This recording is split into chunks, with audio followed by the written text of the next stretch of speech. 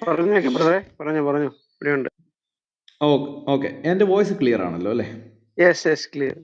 ക്ലിയറാ. Okay. ഈ മുസ്ലിങ്ങൾ പലപ്പോഴും അവർ പല വിധത്തിലാണ് പറയുന്നത്. അതിനകത്തെ പല വിധത്തിൽ പറയുന്നതിൽ ഒരു വിധം ഇപ്രകാരമാണ്: ബൈബിളിൽ അല്ലെങ്കിൽ തോറയും ഇഞ്ചിയിലും മൊത്തമായി നശിപ്പിക്കപ്പെട്ടു എന്ന് ഞങ്ങൾ വിശ്വസിക്കുന്നില്ല. അതിൻ്റെ കുറച്ച് ഭാഗങ്ങളൊക്കെ നിങ്ങളുടെ ബൈബിളിലും കാണാം, അല്ലെങ്കിൽ തോറയിലും ഇഞ്ചിയിലും ഒക്കെ ഉണ്ട് എന്ന് പറയുന്നുണ്ട്. അത് പൂർണ്ണമായും നശിപ്പിക്കപ്പെട്ടിട്ടില്ല, അതിൽ കുറച്ചൊക്കെ ഇന്നുണ്ട്. അപ്പൊ കുറച്ച് അവർക്ക് ഉപകാരപ്പെടുന്നതിൽ അവർ വിശ്വസിക്കുകയും അല്ലാത്തത് അവർ തള്ളിക്കളയുന്ന ഒരു അവസ്ഥ ഇന്നുണ്ട്. അപ്പൊ ഈ അള്ളാഹു ഇതൊന്നും ക്രൈസ്തവ വീക്ഷണത്തിലല്ല കേട്ടോ നമ്മൾ പറയുന്നത്. അതായത് ഖുർആൻ എന്തെങ്കിലും വില കൽപ്പിച്ചുകൊണ്ട് നമ്മൾ പറയുന്നതല്ല. എങ്കിൽ തന്നെയും ഈ മുസ്ലിം സഹോദരങ്ങളോട് സംസാരിക്കുമ്പോൾ അവരുടെ പുസ്തകത്തിൽ നിന്ന് സംസാരിക്കുന്നുണ്ട്. പ്രത്യേകിച്ച് അള്ളാഹു ദൈവം എന്നുള്ള അർത്ഥത്തിലാണ് അവർ പ്രയോഗിക്കുന്നത്. രണ്ട്, ഖുറാനിൽ പറയുന്ന ഈ മൂസ, അതല്ലെങ്കിൽ ഈസ, ഇബ്രാഹിം, ഇതൊക്കെ യഹൂദന്മാരും ക്രൈസ്തവരും വിശ്വസിച്ചിരുന്ന പ്രവാചകന്മാർ തന്നെയാണ്, അല്ലെങ്കിൽ ഈസ യേശു തന്നെയാണ് എന്നുള്ള അവരുടെ വിശ്വാസത്തിന്റെ അടിസ്ഥാനത്തിൽ അവരുടെ ഒരു കാഴ്ചപ്പാടിൽ നിന്നുകൊണ്ട് നമ്മൾ ഈ ഭാഗങ്ങൾ ഒന്ന് പഠിക്കാനായിട്ട് ശ്രമിക്കുന്നതേ ഉള്ളൂ. ഇപ്പൊ പറയുന്ന ഭാഗങ്ങളും നമ്മളുമായിട്ട് നമ്മുടെ വിശ്വാസമായിട്ട് ഒരു ബന്ധവുമില്ല. എങ്കിലും ഏതെങ്കിലും ചിന്താശേഷിയുള്ള മുസ്ലിങ്ങൾ ഇത് കേൾക്കുന്നുണ്ടെങ്കിൽ അവർക്ക് വേണ്ടിയിട്ട് ചിന്തിക്കാൻ ഒരു അവസരം കൊടുക്കുന്നു, അല്ലെങ്കിൽ അതിന് ഒരു എന്താ പറയുന്നത്, ചില വാക്യങ്ങൾ അവരുടെ ഖുറാനിൽ നിന്ന് വായിച്ച് കേൾപ്പിക്കുന്നു, അത്രയേ ഉള്ളൂ. അപ്പോൾ നമ്മൾ പറഞ്ഞ പോലെ ഈ തോറയിൽ നിന്നും ഇഞ്ചിയിൽ നിന്നും ചില ഭാഗങ്ങൾ ഇപ്പോഴും അവർ വിശ്വസിക്കുന്നുണ്ട്, ചിലത് വിശ്വസിക്കുന്നില്ല. അപ്പൊ ഇങ്ങനെ ചെയ്ത ഒരു സമൂഹമാണ് ഈ ഇസ്രയേൽ ജാതികൾ എന്ന് ഖുറാൻ ഇസ്രയേൽ മക്കളെ കുറിച്ച് പറയുന്നുണ്ട്. അപ്പോൾ ഇത് പഠിപ്പിക്കുന്നത് മുസ്ലിങ്ങളെ പഠിപ്പിക്കുകയാണ്. ഈ ഇസ്രയേൽ മക്കൾ ചെയ്തത് അവരവരുടെ സ്ക്രിപ്ചറിൽ നിന്ന് കുറച്ച് ഭാഗം എടുക്കുകയും കുറച്ച് ഭാഗം തള്ളിക്കളയുകയും ചെയ്തു എന്ന് പറയുന്ന ഭാഗമുണ്ട്. നമ്മൾക്ക് ആ ഭാഗം ഒന്ന് വായിച്ചിട്ട് അന്ന് യഹൂദര് ചെയ്തു എന്ന് പറഞ്ഞ് അവരെ പിന്നെന്തോ പറയുന്നേ, ചില മലയാളം വാക്കുകൾ കിട്ടാനുള്ള ബുദ്ധിമുട്ട്, അവരെ കണ്ടം ചെയ്യുക എന്നുള്ളത്, അല്ലെങ്കിൽ അവരെ അവർ ചെയ്യുന്നത് തെറ്റാണ് എന്ന് പറഞ്ഞ് പഠിപ്പിച്ച ആ രീതി ഇന്ന് മുസ്ലിങ്ങൾ ചെയ്യുമ്പോൾ ശരിയാകുമോ? അതാണ് നമ്മുടെ ചോദ്യം.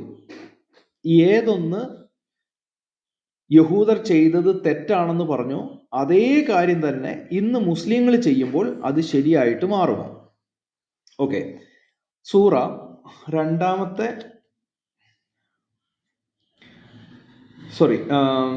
അൽ ബഖറ സൂറ 2 ഒരു 84 തൊട്ട്, മെയിനായിട്ട് 85 തൊട്ടാണ് വേണ്ടത്, എങ്കിലും ഒരു 83 തൊട്ട് നമുക്ക് വായിക്കാം.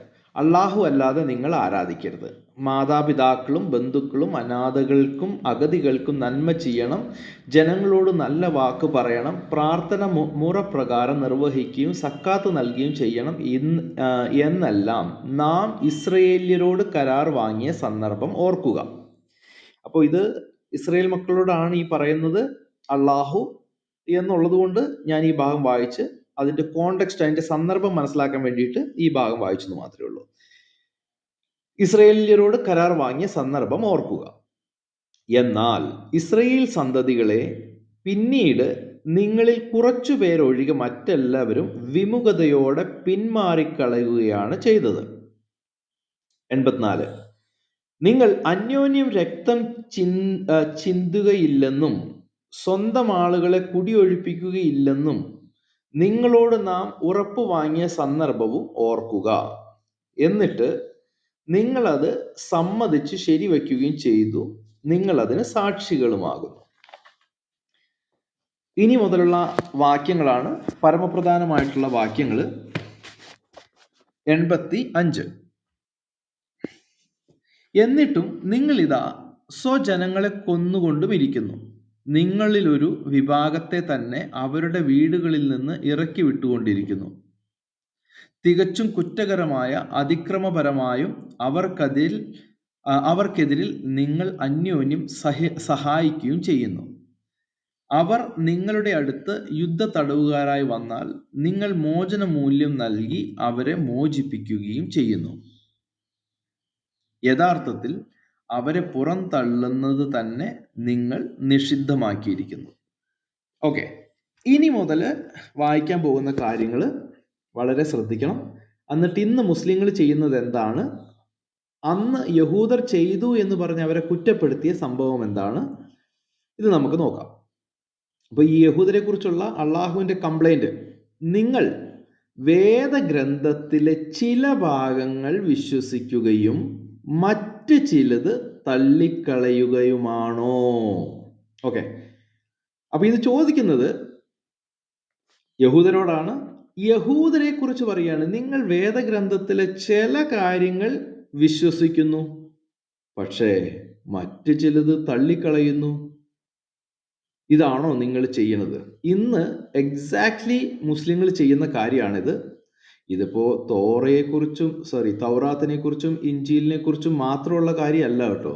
ഈവൻ അവരുടെ ഖുറാനിലെ കുറിച്ചും ഇത് തന്നെയാണ്. ചിലത് അവരെടുക്കും, ചിലത് അവരെടുക്കും, തൊടത്തില്ല. ചില ഖുറാൻ ആയത്തുകൾ അവർ തൊടത്തില്ല. അവർക്ക് വളരെ ഇഷ്ടപ്പെട്ട ആയത്തുകൾ എടുക്കും, അല്ലാത്തത് അവർ തൊടത്തില്ല. എനിവേ, ഇത് ഇവരുടെ ഒരു ജനറൽ ആയിട്ട് പൊതുവെ ഉള്ള ഒരു രീതിയാണ്. അവർക്ക് ഇഷ്ടപ്പെട്ടത് എടുക്കും, അവർക്ക് ഇഷ്ടപ്പെട്ടത് എടുക്കത്തില്ല. ഇതാണ് ഇന്നത്തെ മുസ്ലിങ്ങളുടെ അവസ്ഥ. അപ്പോ ഞാൻ ഈ ഭാഗം വായിച്ചതിന്റെ ഉദ്ദേശം, ഇതേ കാര്യം പറഞ്ഞ് അള്ളാഹു ഈ യഹൂദന്മാരുടെ പുറകെ നടക്കുന്നുണ്ട്. നിങ്ങൾ വേദഗ്രന്ഥത്തിലെ ചില ഭാഗങ്ങൾ വിശ്വസിക്കുകയും മറ്റ് ചിലത് തള്ളിക്കളയുകയുമാണോ? ഓക്കെ, ഞാനത് അവിടെ സ്ട്രെസ് ചെയ്യാൻ കാരണം എന്താണെന്ന് വെച്ച് കഴിഞ്ഞാൽ, നമ്മുടെ ഈ പാനലിൽ വന്ന് പല മുസ്ലിം സഹോദരങ്ങളോട് നമ്മളോട് സംസാരിക്കുമ്പോൾ ബൈബിളിലെ പല ആയത്തും എടുത്തുകൊണ്ട് വരും. ചിലത് അവർ ഒരു വിഷമവും കൂടാതെ സമ്മതിക്കും, ചിലത് അവർ വേണമെങ്കിൽ നമുക്ക് വായിച്ച് കേൾപ്പിക്കാൻ തയ്യാറാണ്. എടുത്ത് വളരെ അവർക്ക് ഉപകാരപ്പെടുമെന്ന് തോന്നുന്നത് അവർ ചങ്കോട് ചേർത്ത് വെച്ച് വേണമെന്നുണ്ടെങ്കിൽ, അല്ലെങ്കിൽ ബൈബിളിലെ ചില വാക്യങ്ങളൊക്കെ വായിക്കുന്ന കേട്ട് കഴിഞ്ഞാൽ നമുക്ക് തോന്നും ഇവരേതാണ്ട് ഖുറാനിന്ന് നമുക്ക് പറഞ്ഞു തരുന്ന പോലെ തോന്നിപ്പോകും. അത്രമാത്രം അവർ ചങ്കോട് ചേർത്ത് വെച്ച് ചിലത് പറയും. എന്നാൽ ചില വാക്യങ്ങൾ കാണുമ്പോൾ അവർ പൊട്ടിത്തെറിക്കും. അപ്പൊ ചിലത് അവർ ഉൾക്കൊള്ളുന്നു, ചിലത് അവർ തള്ളിക്കളയുന്നു. അങ്ങനെ ചെയ്ത് യഹൂദരെ കുറിച്ച് ഇനി താഴ്ത്തോട്ട് പറയുകയാണ്. അപ്പൊ എന്റെ ചോദ്യം, വേദഗ്രന്ഥത്തിലെ ചിലത് തള്ളുകയും ചിലത് കൊള്ളുകയും ചെയ്ത യഹൂദന്മാരോട് പറഞ്ഞത് എന്താണോ അത് അതുപോലെ തന്നെ ചെയ്യുന്ന മറ്റുള്ളവർക്കും ബാധകമല്ലേ? ആണ്.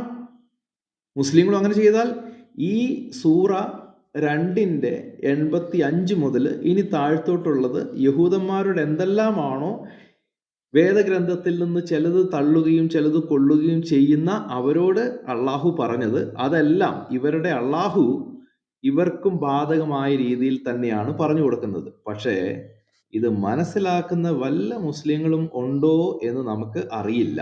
എന്നാലും ഏതെങ്കിലും മുസ്ലിം ഇത് മനസ്സിലാക്കുകയാണെങ്കിൽ, നിങ്ങൾ വേദഗ്രന്ഥത്തിലെ ചില ഭാഗങ്ങൾ വിശ്വസിക്കുകയും മറ്റ് ചിലതും തള്ളിക്കളയുകയുമാണോ? അങ്ങനെയാണെങ്കിൽ ഇനി നിങ്ങളുടെ അള്ളാഹു നിങ്ങളോട് പറയുന്ന ചില കാര്യങ്ങൾ നിങ്ങളുടെ പുസ്തകത്തിൽ നിന്ന് നിങ്ങൾ കേൾക്കണം.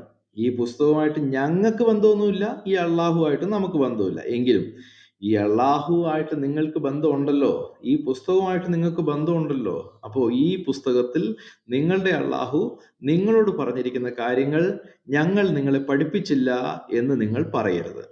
ഇത് പഠിപ്പിക്കേണ്ട കടമ ഞങ്ങൾക്കുണ്ട്.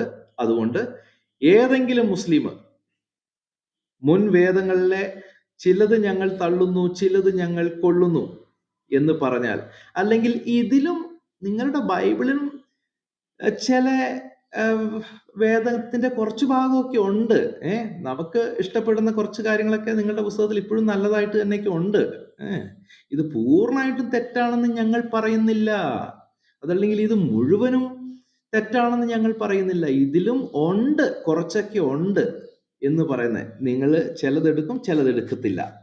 അങ്ങനെ ചെയ്യുന്ന മുസ്ലിങ്ങളെ, നിങ്ങൾ രണ്ട് ചെവിയും തുറന്ന് ഇതൊന്ന് കേൾക്കൂ.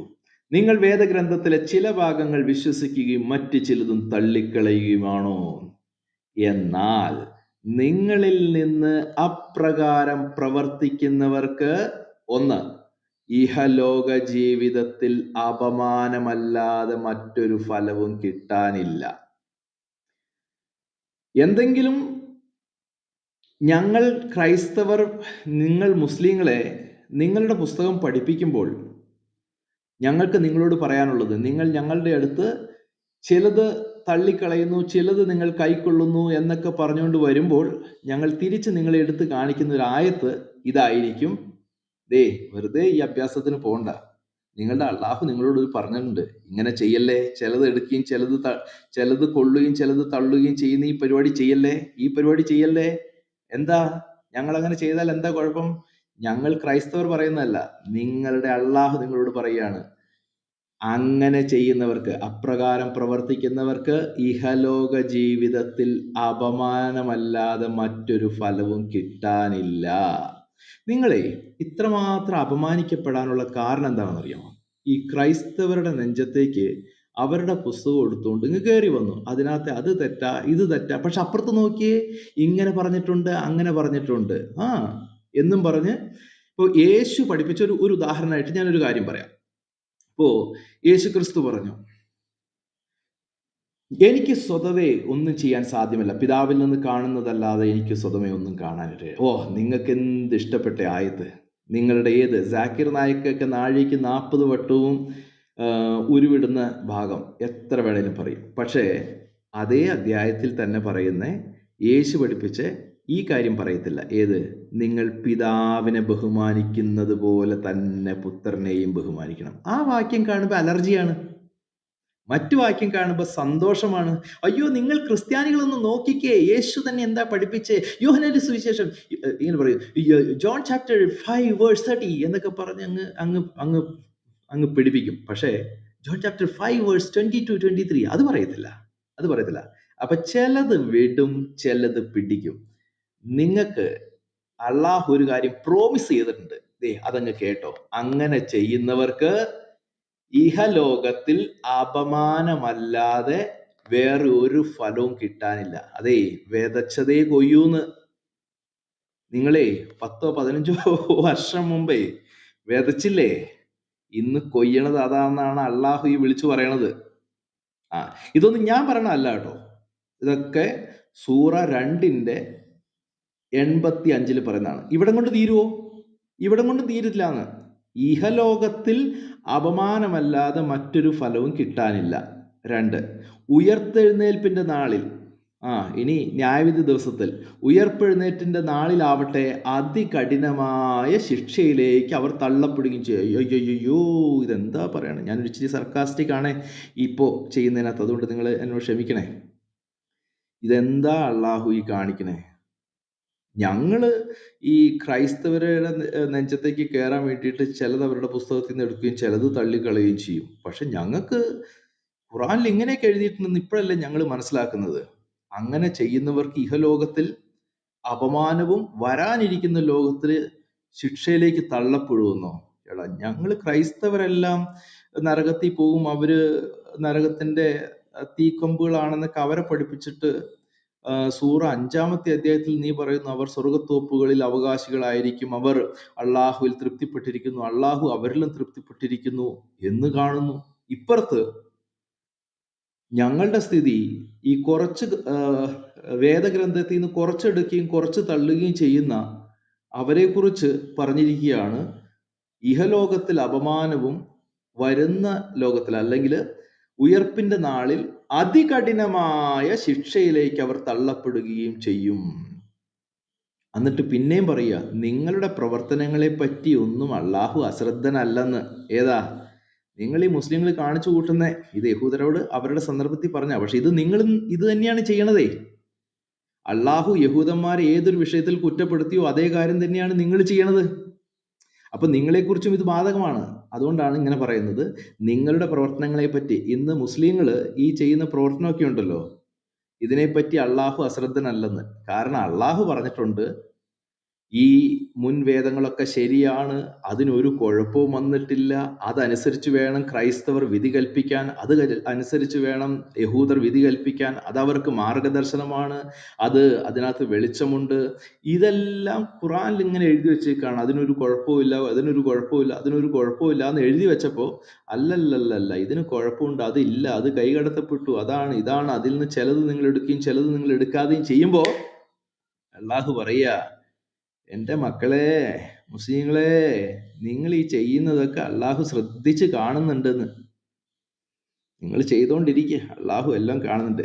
എന്നിട്ട് അള്ളാഹു പിന്നെ അടുത്ത കമന്റ് പറയുകയാണേ, നിങ്ങൾ ഇങ്ങനെയൊക്കെ ചെയ്യുമ്പോൾ നിങ്ങൾ യഥാർത്ഥത്തിൽ ചെയ്യുന്നത് പരലോകം വിറ്റ് ഇഹലോക ജീവിതം വാങ്ങിയിരിക്കുന്നെന്ന്. നിങ്ങൾ ഈ ലോകത്തിൽ ഇച്ചിരി ആളാവാൻ വേണ്ടിയിട്ട് ആണ് ഇതൊക്കെ ചെയ്യുന്നതെങ്കിൽ അള്ളാഹു പറയുക, പരലോകം വിറ്റ് ഇഹലോകം ജീവിതം നിങ്ങൾ വാങ്ങുന്നവരാകുന്നു അത്തരക്കാർ. അതായത് നിങ്ങളെക്കുറിച്ച് പറയുകയാണ്, മുസ്ലിങ്ങളെക്കുറിച്ച് പറയുകയാണ്. അല്ലെങ്കിൽ മുസ്ലിങ്ങളെക്കുറിച്ചല്ല, ഇവിടെ ഈ കോണ്ടെക്സ്റ്റിൽ യഹൂദന്മാരാണ് ഇവിടുത്തെ കഥാപാത്രങ്ങൾ. പക്ഷേ യഹൂദന്മാർ ചെയ്യുന്ന അതേ പണി, അല്ലെങ്കിൽ യഹൂദന്മാർ ചെയ്തിരുന്നു എന്ന് അള്ളാഹു പറയുന്ന അതേ പരിപാടി ഇവിടെ മുസ്ലിങ്ങൾ ചെയ്യാണ്. എന്താണ്? വേദഗ്രന്ഥത്തിലെ ചില ഭാഗങ്ങൾ വിശ്വസിക്കുകയും മറ്റു ചിലത് തള്ളിക്കളയുകയും ചെയ്യുന്നു. അപ്പൊ അവരെ കുറിച്ച് പറയാണ്, അവർ പരലോകം വിറ്റ് ഇഹലോകം ജീവിതം വാങ്ങിയവരാകുന്നു അത്തരക്കാർ. അവർക്ക് ശിക്ഷയിൽ ഇളവ് നൽകപ്പെടുകയില്ല, അവർക്കൊരു സഹായവും ലഭിക്കുകയില്ല. എൻ്റെ ദൈവമേ, ഇതിപ്പോ ഈ അള്ളാഹു ഇത്രയും നമ്മളെ പറ്റിക്കാൻ പറ്റുമായിരുന്ന മുസ്ലിങ്ങളെ അല്ലേ? എന്തായാലും നമുക്ക് വായിച്ചു പോകാം. അള്ളാഹു എന്താ ഇത്രയും സീരിയസ് ആയിട്ട് ഈ പറയണേന്ന് നോക്കാം. മൂസായ്ക്ക് നാം ഗ്രന്ഥം നൽകി, അദ്ദേഹത്തിന് ശേഷം തുടർച്ചയായി നാം ദൂതന്മാരെ അയച്ചുകൊണ്ടിരുന്നു. മറിയമിന്റെ മകനായ ഈസയ്ക്ക് നാം വ്യക്തമായ ദൃഷ്ടാന്തങ്ങൾ നൽകിയും അദ്ദേഹത്തിന് നാം പരിശുദ്ധാത്മാവിന്റെ പിൻബലം നൽകുകയും ചെയ്തു. എന്നിട്ട് നിങ്ങളുടെ മനസ്സിന് പിടിക്കാത്ത കാര്യങ്ങളുമായി വല്ല ദൈവദൂതനും നിങ്ങളുടെ അടുത്ത് വരുമ്പോഴൊക്കെ നിങ്ങൾ അഹങ്കരിക്കുകയും ചില ദൂതന്മാരെ നിങ്ങൾ തള്ളിക്കളയുകയും മറ്റു ചിലരെ നിങ്ങൾ വധിക്കുകയും ചെയ്യുകയാണോ? ഇനി അടുത്ത വാക്യം, അവർ പറഞ്ഞു. അപ്പോ ഈ അവർ പറഞ്ഞു എന്ന് പറയുന്നത് ശരിക്കും യഹൂദന്മാരെ കുറിച്ചാണ് പറയുന്നത്. എങ്കിലും ഈ കോണ്ടെക്സ്റ്റിൽ, ഞാൻ ഈ ചെയ്യുന്ന ഈ ചർച്ചയുടെ കോണ്ടെക്സ്റ്റിൽ, അല്ലെങ്കിൽ ഈ ക്ലാസിന്റെ കോണ്ടെക്സ്റ്റിൽ, വേദഗ്രന്ഥത്തിലെ ചില ഭാഗങ്ങൾ തള്ളുകയും ചില ഭാഗങ്ങൾ കൊള്ളുകയും ചെയ്യുന്നത് മുസ്ലിങ്ങളാണ്. അപ്പോ അവരെ സംബന്ധിച്ചാണ് ഈ ഭാഗം പറയുന്നത്. അതായത് വേദഗ്രന്ഥത്തിലെ ചില ഭാഗങ്ങൾ തള്ളുകയും ചില ഭാഗങ്ങൾ കൊള്ളുകയും ചെയ്യുന്ന വ്യക്തികളെ കുറിച്ച്, ആ ഒരു സമൂഹത്തെ കുറിച്ചാണ് ഇവിടെ പറയുന്നത്. അപ്പോ ഇന്ന് അങ്ങനെ ചെയ്യുന്നത് മുസ്ലിം സമൂഹമാണ്. അപ്പോ അവർ പറഞ്ഞു 88, അവർ പറഞ്ഞു. അപ്പൊ ഈ അവർ എന്നുള്ളിടത്ത് ആരായിരിക്കണം? അവർ എന്ന് പറഞ്ഞാൽ ഇപ്പൊ ഞാൻ ഈ പറയുന്ന കോണ്ടെക്സ്റ്റിൽ ആരാണ്? ആർക്കെങ്കിലും ഒന്ന് പറയാവോ? ജസ്റ്റ് ഒന്ന് മൈക്ക് എടുത്ത് ഒന്ന് കൺഫേം ചെയ്യാനായിട്ട്, ഞാൻ പറയുന്ന കാര്യം ആ ലെവലിൽ തന്നെ പോകുന്നുണ്ടെന്നുള്ളതൊന്ന് മനസ്സിലാക്കാനായിട്ട്. അവർ പറഞ്ഞു, ആര് പറഞ്ഞു? അത് നമ്മുടെ യഹൂദന്മാരെ കുറിച്ചല്ലേ പറയുന്നേ? അല്ലല്ല, അത് ഈ ബുക്കിന്റെ കോണ്ടെക്സ്റ്റിലാണ്. അത് ഞാൻ സമ്മതിച്ചു. ഞാൻ ആദ്യം പറഞ്ഞല്ലോ, യഹൂദന്മാരെ കുറിച്ചാണ് പറഞ്ഞത്. പക്ഷെ എന്റെ ടീച്ചിങ്ങിന്റെ കോണ്ടെക്സ്റ്റിൽ ഇവിടെ ആരാണ് കഥാപാത്രങ്ങൾ? നിലവില് അല്ലാഹു പറഞ്ഞോ സോൾജറെ. യഹൂദന്മാർ അല്ലെങ്കിൽ പിന്നെ മുസ്ലിംസ് ആയിരിക്കുമല്ലോ കോൺട്രാസ്റ്റിൽ വരും. മുസ്ലിംസ് അത് തന്നെ. അതായത് ഈ അള്ളാഹു യഹൂദന്മാരെയാണ് കുറ്റപ്പെടുത്തുന്നത്, നിങ്ങൾ വേദഗ്രന്ഥത്തിലെ ചില ഭാഗങ്ങൾ വിശ്വസിക്കുകയും ചില ഭാഗങ്ങൾ തള്ളിക്കളയുകയും ചെയ്യുന്നു എന്ന് പറയുന്നത്. ഇന്ന് ഈ പണി ചെയ്യുന്നത് മുസ്ലിങ്ങളാണ്. അപ്പോൾ അന്ന് അവർ പറഞ്ഞു, യഹൂദർ പറഞ്ഞു. ഇന്ന് മുസ്ലിങ്ങൾ പറയുന്നു. എന്ത് പറയുന്നു? അവർ പറയും. അതായത് ഇന്ന് മുസ്ലിങ്ങൾ പറയാതെ പറയുന്നു എന്ന് വേണമെങ്കിൽ നമുക്ക് പറയാം, അല്ലെങ്കിൽ ഞാൻ അങ്ങനെ പറയാനായിട്ടാണ് ആഗ്രഹിക്കുന്നത്. മുസ്ലിങ്ങൾ പറയാതെ പറയുന്നു. എന്ത് പറയുന്നു? അവർ പറഞ്ഞു, ഞങ്ങളുടെ മനസ്സുകൾ അടഞ്ഞു കിടക്കുകയാണ്. ഞങ്ങളുടെ മനസ്സ് അടഞ്ഞു കിടക്കുകയാണ്. നിങ്ങൾ പറയുന്നത് ശരിയാണ് മുസ്ലിം സഹോദരങ്ങളെ. ഈ മുൻ വേദഗ്രന്ഥങ്ങളെക്കുറിച്ചുള്ള കാര്യങ്ങൾ മനസ്സിലാക്കാൻ നിങ്ങൾക്ക് പറ്റാത്തത് നിങ്ങളുടെ ഹൃദയങ്ങൾ അടഞ്ഞു കിടക്കുന്നത് കൊണ്ടാണ്. അതുകൊണ്ടാണ് നിങ്ങൾ പറയുന്നത് വേദഗ്രന്ഥത്തിലെ ചില ഭാഗങ്ങൾ ഞങ്ങൾ കൊള്ളുന്നു, ചില ഭാഗങ്ങൾ ഞങ്ങൾ തള്ളുന്നു. ഏതൊരു വിഷയത്തെക്കുറിച്ച് അള്ളാഹു യഹൂദന്മാരെ കുറ്റപ്പെടുത്തിയോ അതേ കാര്യം തന്നെ നിങ്ങളുടെ ജീവിതത്തിലും അങ്ങനെ തന്നെ കാണുകയാണ്. വേദഗ്രന്ഥത്തിലെ ചില കാര്യങ്ങൾ നിങ്ങൾ തള്ളുന്നു, ചില കാര്യങ്ങൾ നിങ്ങൾ കൊള്ളുന്നു. അതിന് കാരണം നിങ്ങളുടെ ഹൃദയം അടഞ്ഞു കിടക്കുകയാണ്. എന്നാൽ അതല്ല ശരി. അവരുടെ നിഷേധം കാരണമായി അള്ളാഹു അവരെ ശപിച്ചിരിക്കുകയാണ്. അയ്യോ, എന്തായി കേൾക്കണേ. അതിനാൽ വളരെ കുറച്ചേ അവർ വിശ്വസിക്കുന്നുള്ളൂ. അതായത് വളരെ കുറച്ച് കാര്യങ്ങൾ മാത്രമേ മുൻ വേദഗ്രന്ഥത്തിൽ നിന്ന് ഇവർ വിശ്വസിക്കുന്നുള്ളൂ. അള്ളാഹു അവരെ ശപിച്ചിരിക്കുകയാണ്. ഞാൻ ഇതിനി വ്യാഖ്യാനിക്കുന്നൊന്നുമില്ല. കേൾക്കുന്ന മുസ്ലിങ്ങൾ അത് വ്യാഖ്യാനിക്കുകയോ മനസ്സിലാക്കുകയൊക്കെ ചെയ്യട്ടെ. ഇത്രയേ ഉള്ളൂ എൻ്റെ പോയിന്റ്. നൽകപ്പെട്ട അല്ലെങ്കിൽ അള്ളാഹു പറയുന്നത്, അള്ളാഹു നൽകിയ വേദഗ്രന്ഥങ്ങളിലെ ചിലത്, അപ്പൊ ഇവിടെ പറയുന്ന മുൻ വേദഗ്രന്ഥങ്ങളെ കുറിച്ചാണ് കേട്ടോ. നിങ്ങൾ വേദഗ്രന്ഥത്തിലെ ചില ഭാഗങ്ങൾ വിശ്വസിക്കുകയും മറ്റു ചിലതും തള്ളിക്കളയുകയുമാണോ അങ്ങനെയാണ് ചെയ്യുന്നതെങ്കിൽ 88-ാമത്തെ ആയത്തിൽ പറയുകയാണ്, നിങ്ങൾ പറയുന്നു ഓക്കെ അത് നിങ്ങളുടെ മനസ്സ് അടഞ്ഞു കിടക്കുന്നത് കൊണ്ടാണ്, അത് ശരി തന്നെയാണ്. പക്ഷേ അള്ളാഹു അവിടെ കൊണ്ട് നിർത്തുന്നില്ല. നിങ്ങളുടെ മനസ്സ് അടഞ്ഞു കിടക്കുന്നു മാത്രമല്ല, നിങ്ങളുടെ നിഷേധം കാരണമായി അള്ളാഹു നിങ്ങളെ ശപിച്ചിരിക്കുകയാണ്. എൻ്റെ മുസ്ലിങ്ങളെ, നിങ്ങൾ ഈ അള്ളാഹുവിൻ്റെ ശാപത്തിൽ നിന്നൊക്കെ പുറത്തു വരണം കേട്ടോ. ഏതെങ്കിലും മുസ്ലിങ്ങൾ എന്നെ കേൾക്കുന്നുണ്ടെങ്കിൽ അള്ളാഹു നിങ്ങളെ ശപിച്ചിരിക്കുക. എന്തിൻ്റെ പേരിലാണ് ശപിച്ചെന്നറിയോ? നിങ്ങൾ പറയുന്നില്ലേ കുറച്ചൊക്കെ ഞങ്ങൾ വിശ്വസിക്കുന്നുണ്ട്, കുറച്ചൊക്കെ ഞങ്ങൾ കളയുന്നു, അല്ലെങ്കിൽ അധികവും ഞങ്ങൾ തള്ളിക്കളയുന്നു. പിന്നെ ഈ മുൻ വേദങ്ങളിൽ കുറച്ചൊക്കെ ഇപ്പോഴും ശരിയാണ്, കുറച്ചൊക്കെ നഷ്ടപ്പെട്ടു, കുറച്ചൊക്കെ കൈ കടത്തിപ്പെട്ടു എന്നൊക്കെ നിങ്ങൾ പറയുമ്പോൾ ആ പറയുന്നത് മുഖാന്തരം അള്ളാഹുവിന് നിങ്ങളോട് പറയാൻ ഒരു സന്ദേശമുണ്ട്. സന്ദേശം ഇതാണ്: നിങ്ങൾ അങ്ങനെ ചെയ്യുന്നത് കൊണ്ട്, വേദഗ്രന്ഥത്തിലെ ചില ഭാഗങ്ങൾ വിശ്വസിക്കുകയും മറ്റു ചിലത് തള്ളിക്കളയുകയും ചെയ്യുമ്പോൾ അള്ളാഹു അവരെ ശപിച്ചിരിക്കുകയാണ്. അതിനാൽ വളരെ കുറച്ചേ അവർ വിശ്വസിക്കുന്നുള്ളൂ. അപ്പൊ ഇന്ന് നിങ്ങൾ മുൻ വേദങ്ങളിലെ കാര്യങ്ങൾ വളരെ കുറച്ചേ വിശ്വസിക്കുന്നുള്ളൂ എങ്കിൽ നിങ്ങളോട് അള്ളാഹുവിന് പറയാനുള്ള ആ സന്ദേശം ശ്രദ്ധ വെച്ച് കേട്ടോ. ഞാൻ ഏകദേശം പറയാൻ ആഗ്രഹിച്ച ആ ഒരു പോയിന്റ് അവിടം വരെ എത്തി. ഇനി ഞാൻ പറഞ്ഞ കാര്യങ്ങൾ ജസ്റ്റ് ഒന്ന് കൺക്ലൂഡ് ചെയ്യാം. ഈ ഖുറാനിൽ കാണുന്നത് അള്ളാഹു യഹൂദന്മാരോട് പറയുന്ന കാര്യമാണ്. പക്ഷെ യഹൂദന്മാരെ കുറിച്ച് പറയുന്ന കാര്യം എന്താണ്? അവർ വേദഗ്രന്ഥത്തിലെ ചില കാര്യങ്ങൾ വിശ്വസിക്കുകയും മറ്റു ചിലത് വിശ്വസിക്കാതിരിക്കുകയും ചെയ്യുന്നു. ഇതേ കാര്യം തന്നെയാണ് ഇന്ന് മുസ്ലിങ്ങൾ ചെയ്യുന്ന പ്രവൃത്തി എന്ന് പറയുന്നത്. അതിന് അവരുടെ ന്യായം അത് കൈകടത്തപ്പെട്ടു, അത് ഇന്നില്ല, എന്നാൽ അതിലുള്ള കുറച്ച് കാര്യങ്ങളൊക്കെ ഇന്ന് ബൈബിളിലുണ്ട്, പിന്നീടുള്ളതൊന്നും ഇല്ല. ഇങ്ങനെ ഇവർക്ക് ഇവരുടേതായ ന്യായങ്ങൾ ഉണ്ട്. പക്ഷെ ഇങ്ങനെയുള്ള ഒരു ന്യായവും അള്ളാഹു ഖുറാനിൽ പറയുന്നില്ല എന്ന് മാത്രമല്ല, മുൻവേദങ്ങൾ ശരിയാണെന്നും അത് കാത്തുരക്ഷിക്കപ്പെട്ടിട്ടുണ്ടെന്നും അതനുസരിച്ച് വേണം ഇഞ്ചീലിന്റെ അനുയായികൾ വിധി കൽപ്പിക്കേണ്ടതെന്നും യഹൂദന്മാർ അതനുസരിച്ച് വേണം വിധി കൽപ്പിക്കേണ്ടതെന്നും അതാണ് അവരുടെ ജീവിതത്തിന്റെ അടിസ്ഥാനം എന്നൊക്കെ ഖുറാൻ മുസ്ലിങ്ങൾ കേൾക്കാനായിട്ട് ഇതൊക്കെ പഠിപ്പിക്കുന്നുണ്ട്. പക്ഷെ ഇവരെവിടെ കേൾക്കുന്നു ഇതൊക്കെ? അവര് അള്ളാഹുവിനെ പഠിപ്പിക്കാൻ നടക്കുവാണ്. അള്ളാഹുവിനോട് പറയും ഇതൊക്കെ പോയി, ഇതൊക്കെ നഷ്ടപ്പെട്ടു, ഞങ്ങൾ അതിൽ കുറച്ചൊക്കെ ഞങ്ങൾ വിശ്വസിക്കുന്നുണ്ട്. നിങ്ങളുടെ വേദഗ്രന്ഥത്തിൽ ദൈവവചനം ഒട്ടുമില്ല എന്നൊന്നും അല്ലല്ലോ ഞങ്ങൾ പറയുന്നത്. അതിനകത്ത് കുറച്ചൊക്കെ ഉണ്ട്, പക്ഷെ ബാക്കിയുള്ളതൊക്കെ നഷ്ടപ്പെട്ടു.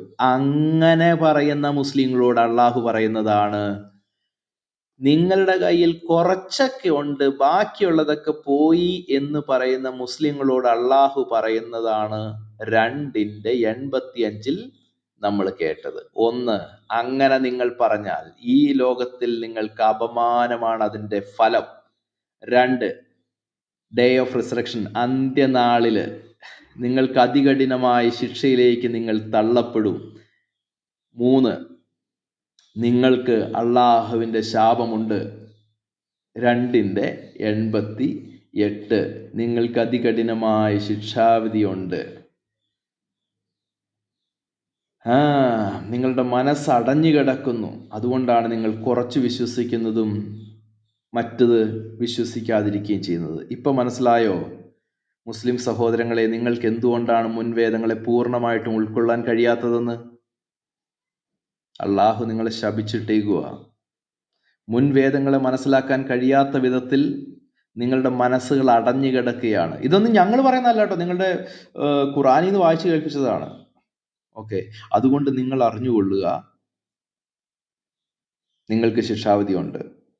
ഞാൻ പറയണല്ലേ, ഖുറാനിൽ പറയുന്നതാണ്. വേദഗ്രന്ഥത്തിലെ ചിലത് ഞങ്ങൾ വിശ്വസിക്കുന്നു, എന്നാൽ മറ്റു ചിലത് ഞങ്ങൾ വിശ്വസിക്കുന്നില്ല എന്ന് പറയുന്ന മുസ്ലിം സഹോദരങ്ങളോട് ഖുറാന് പറയാനൊരു സന്ദേശമുണ്ട്.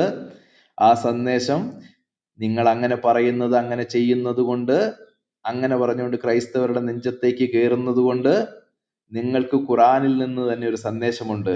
ഇഹലോകത്തിൽ നിങ്ങൾ അപമാനിക്കപ്പെടും. കഴിഞ്ഞൊരു 10-15 വർഷമായിട്ട് ഇന്ന് വരെ ഇസ്ലാമിൻ്റെ ചരിത്രത്തിൽ അപമാനിക്കപ്പെടാത്ത വിധത്തിലാണ് ഈ കഴിഞ്ഞ ഒരു 10-15 വർഷം പോലും ആയില്ല, ഒരു ലാസ്റ്റ് 10 to 15 years നമുക്ക് പറയാം, ആ ഒരു റേഞ്ചിൽ. അതിനകത്ത് പ്രത്യേകിച്ച് ലാസ്റ്റ് 5 years മുസ്ലിം സമൂഹം ഇത്രമാത്രം അപമാനിക്കപ്പെടാനുള്ള കാരണം എന്ന് പറഞ്ഞു കഴിഞ്ഞാൽ നിങ്ങൾ പറയുന്ന ഈ വാദമാണ്. ചിലത് ഞങ്ങൾ വിശ്വസിക്കുന്നു, ചിലത് ഞങ്ങൾ വിശ്വസിക്കുന്നില്ല. അള്ളാഹു പറഞ്ഞു, ഇവിടം കൊണ്ട് തീർന്നില്ല, ഇനിയും വരാനിരിക്കുന്നേ ഉള്ളൂ. റിസറക്ഷന്റെ ദിവസത്തിൽ, അല്ലെങ്കിൽ ഉയർപ്പിന്റെ നാളിൽ മഹാശിക്ഷ നിങ്ങളെ കാത്തിരിക്കുകയാണ്. ഞങ്ങൾ പറയണല്ലേ, ഇത് നിങ്ങളുടെ ഖുറാൻ നിങ്ങളോട് പറയുന്ന കാര്യമാണ്.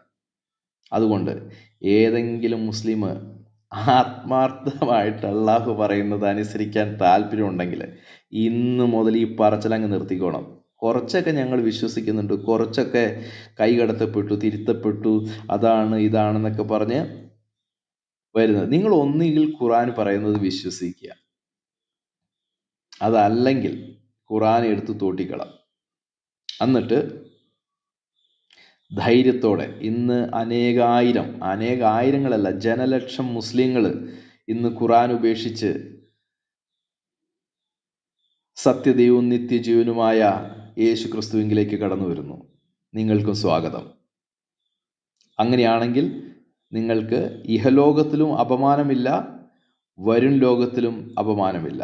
ഇഹലോകത്തിലും നിങ്ങൾ നെഞ്ചു വിരിച്ച് തല ഉയർത്തി അഭിമാനത്തോടുകൂടെ ക്രിസ്തുവിനോടൊപ്പം ജീവിക്കാം. അതല്ലെങ്കിൽ മുഹമ്മദാണ് നിങ്ങളുടെ നാഥൻ, അല്ലെങ്കിൽ നിങ്ങളുടെ നായകനായിട്ട് നിങ്ങൾ കൊണ്ടു നടക്കുന്നെങ്കിൽ ആ മുഹമ്മദിൻ്റെ ജീവിത പ്രവൃത്തി ഓർത്ത് നിങ്ങൾക്കും നാണക്കേടാ, മറ്റുള്ളവരുടെ മുമ്പിലും അപമാനപാത്രമായിട്ട് ഒരൊറ്റ മാതൃക പറയാനില്ലാത്ത വിധത്തിൽ നിങ്ങൾക്ക് തലയും താഴ്ത്തി എന്തു പറഞ്ഞാൽ ഓടിച്ചാടി ബൈബിളിലേക്ക് കയറുന്ന ആ രീതിയുമായിട്ട് നിങ്ങൾക്ക് മുമ്പോട്ട് പോകാം. അതല്ലെങ്കിൽ നിങ്ങളുടെ പക്കൽ ഞങ്ങളോട് പറയാൻ എന്ത് സന്ദേശമുണ്ട് എന്ന് ചോദിച്ചാൽ ഒന്നുമില്ല.